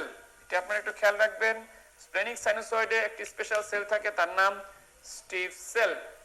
তো প্রশ্ন হচ্ছে যে এই স্ট্রাকচারের উদ্দেশ্য কি? এই উদ্দেশ্য দেখানোর জন্য আমি এই ছবিটি এঁকেছি। অর্থাৎ পেনিসিলার ভেসেলগুলো যখন সাইনুসয়েডে ওপেন করে তখন তারা দুটো রাস্তা ফলো করে। এক, তারা সরাসরি সাইনুসয়েডে ওপেন করতে পারে অথবা স্প্লেনিক কর্ড হয়ে পরবর্তীতে সাইনুসয়েডে ওপেন করতে পারে। যেই পথ দিয়ে পেনিসিলার ভেসেলগুলো সরাসরি সাইনুসয়েডে ওপেন করে তাকে বলা হয় ক্লোজ সার্কুলেশন। আর যদি পেনিসিলার ভেসেলগুলো সাইনুসয়েডে ওপেন করার পরিবর্তে কর্ডে ওপেন করে পরবর্তীতে সাইনুসয়েডে ওপেন করে তাকে বলা হয় ওপেন সার্কুলেশন। কেন ওপেন বলা হচ্ছে? কারণ এই অবস্থায় তারা ভেসেল থেকে বের হয়ে যায়। কেন ক্লোজ বলা হচ্ছে? এই অবস্থায় তারা ভেসেলের ভিতরেই অবস্থান করে।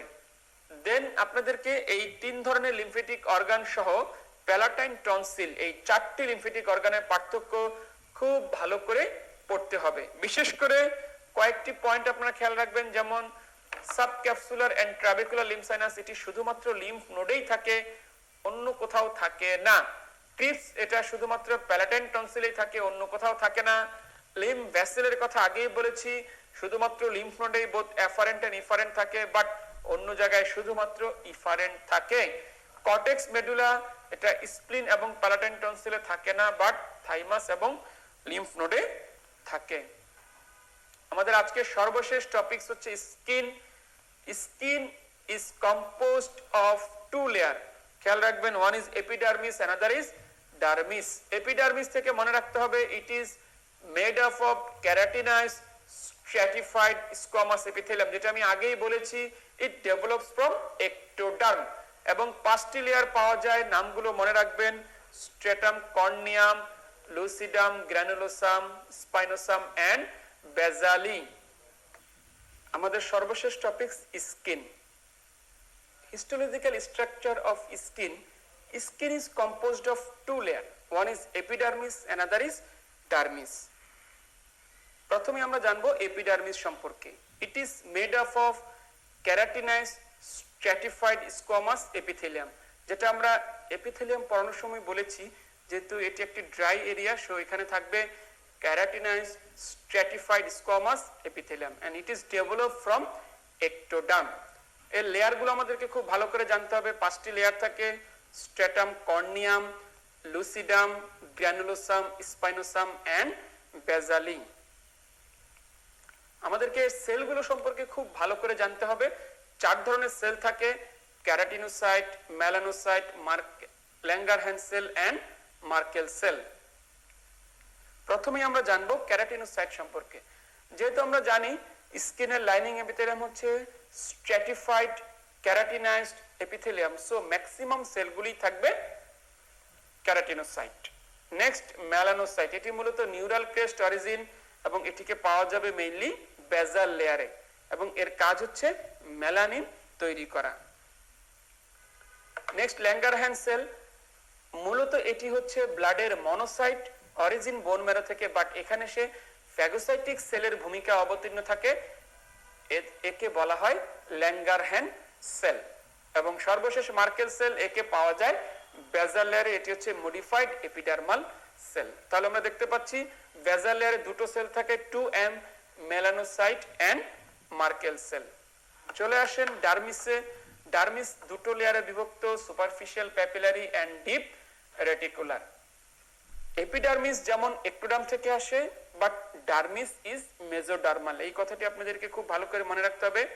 এবং এপিডার্মিসের 5টি লেয়ারের মধ্যে থিক স্কিনে থাকে 5টি লেয়ার, বাট থিন স্কিনে থাকে 4টি লেয়ার। স্পেশালি স্ট্রেটাম লুসিডাম, এই লেয়ারটি শুধুমাত্র পাওয়া যায় থিক স্কিনে, এটি থিন স্কিনে থাকে না। Appendages of skin very very important, hair, nail, sweat and sebaceous gland. তো ডিয়ার ডক্টরস, আমাদের লেকচার এই পর্যন্তই ছিল। এখন আমরা কিছু প্রিভিয়াস ইয়ারের কোশ্চেন নিয়ে আপনাদের সাথে আলোচনা করব। একটি কোশ্চেন যেটা 39 বিসিএস এসেছিল, দেখেন, the functions of mitochondria include. আমরা যদি একটু খেয়াল করি, ভেসিকল ট্রান্সপোর্ট, এটার সাথে মাইটোকন্ড্রিয়া জড়িত নয়।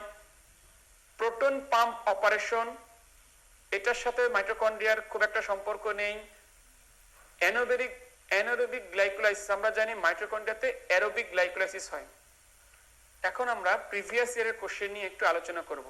যেমন 39 এর কিছু কোশ্চেন নিয়ে আমরা কথা বলবো। The functions of mitochondria include vesicular transport. আমরা জানি ভেসিকুলার ট্রান্সপোর্টে মূলত ভূমিকা রাখে মাইক্রোটিউবিউল, সো এটি মাইটোকন্ড্রিয়া হবে না। অ্যানারোবিক গ্লাইকোলাইসিস, আমরা জানি মাইটোকন্ড্রিয়াতে অ্যারোবিক গ্লাইকোলাইসিস হয়, সো এই উত্তরটিও ভুল। Activation of intrinsic pathway of apoptosis, mitochondria যদিও অ্যাপোপ্টোসিসে হেল্প করে, বাট সেটি হচ্ছে এক্সট্রিনসিক পাথওয়েতে, সো এই উত্তরটিও হবে না। সো উত্তর বাকি থাকলো প্রোটন পাম্প অপারেশন। আমরা জানি মাইটোকন্ড্রিয়ার একটি ইম্পর্টেন্ট কাজ হচ্ছে এটিপি তৈরিতে হেল্প করা, আর এই প্রোটন পাম্পের মাধ্যমে এটিপি তৈরি হয়, সো এই প্রোটন পাম্প অপারেশন এটি মাইটোকন্ড্রিয়ার একটি ফাংশন। তো সঠিক অ্যান্সার হবে বি। Next, meiosis produce. আমরা যখন মাইটোসিস এবং মিউসিস সেল ডিভিশন দেখিয়েছি, আমরা দেখিয়েছিলাম যে মাইটোসিস সেল ডিভিশনের মাধ্যমে একটি ডিপ্লয়েড সেল থেকে দুটো ডিপ্লয়েড সেল তৈরি হচ্ছে, অপরদিকে মিউসিস সেল ডিভিশনে একটি ডিপ্লয়েড সেল থেকে 4টি হ্যাপ্লয়েড সেল তৈরি হচ্ছে, সো অ্যান্সার হবে A, that is 4 haploid cell.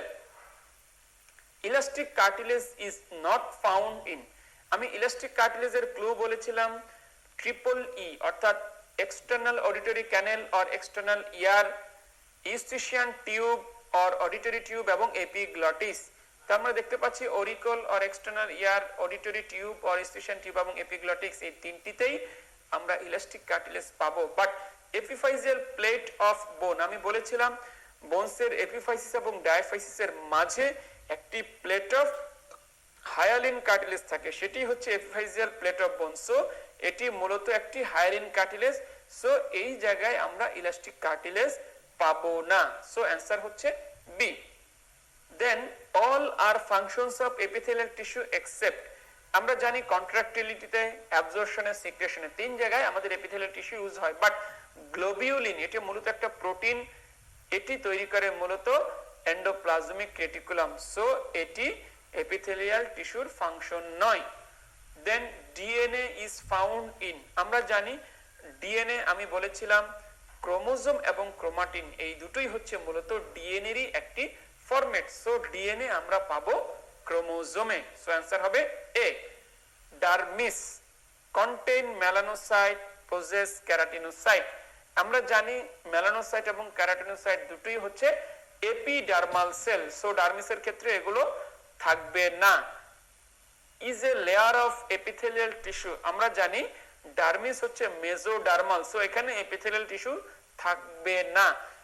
Fourthly is form by connective tissue, so যেহেতু এটি মেজোডার্মাল এবং মেজোডার্মাল সেল হচ্ছে মূলত কানেকটিভ টিস্যু তৈরি করে। সো অ্যান্সার হচ্ছে D, dermis is form by connective tissue. Simple squamous epithelium is found in a lining of fallopian tube, আমরা বলেছিলাম ফ্যালোপিয়ান টিউবে যেহেতু এটা ট্রান্সপোর্টেশনের সাথে জড়িত, এখানে সিলিয়েটেড এপিথেলিয়াম থাকে, সিম্পল স্কোয়ামাস এপিথেলিয়াম থাকে না। লাইনিং অফ গল ব্লাডার, যেহেতু এটি সিক্রেশনের সাথে রিলেটেড, এখানে থাকবে হচ্ছে columnar epithelium. Lining of urinary bladder, আমরা জানি এখানে যেহেতু রিঅ্যাবজর্পশন প্রিভেন্ট হয়, সো এখানে থাকে ট্রানজিশনাল এপিথেলিয়াম। তাহলে বাকি থাকলো আমাদের এন্ডোথেলিয়াম। আমরা যখন ব্লাড ভেসেলের লাইনিং এপিথেলিয়াম পড়েছিলাম তখন বলেছিলাম যে লুমেনের সাথেই ইন্টিমাতে প্রথম যে লেয়ারটি থাকে সেটি হচ্ছে ব্লাড ভেসেলের লাইনিং এপিথেলিয়াম এবং সেটি গঠিত হয় সিম্পল স্কোয়ামাস এপিথেলিয়াম দ্বারা। ভাস্কুলার সিস্টেমের বেলায় তার স্পেশাল নাম হচ্ছে এন্ডোথেলিয়াম। সো সঠিক অ্যান্সার হচ্ছে বি। তো ডিয়ার ডক্টরস, এর মাধ্যমেই আমরা আমাদের লেকচার আজকে সমাপ্ত করেছি। আশা করি আপনারা যদি এই লেকচারটি ভালো মতো শুনে থাকেন অবশ্যই উপকার পাবেন এবং বেসিক জিনিসগুলো এখানে আলোচিত হয়েছে এটি যদি আপনারা বারবার পড়তে থাকেন, পাশাপাশি আপনারা যদি একটু জ্ঞান কুরিয়া অথবা অনলাইন থেকে ছবিগুলো একটু দেখেন, তাহলে আমি মনে করি আপনাদের কনসেপশন আরো ক্লিয়ার হবে, আপনাদের বিসিএস পরীক্ষা সুন্দর হোক এবং এর মাধ্যমেই আপনারা দেশের দূর দূরান্তে আপনি চিকিৎসা সেবাকে আরো অগ্রসর করেন, এই আশাবাদ ব্যক্ত করেই আজকের মতো এখানেই লেকচার সমাপ্ত করছি। আসসালামু আলাইকুম ওয়া রাহমাতুল্লাহি ওয়া বারাকাতুহু।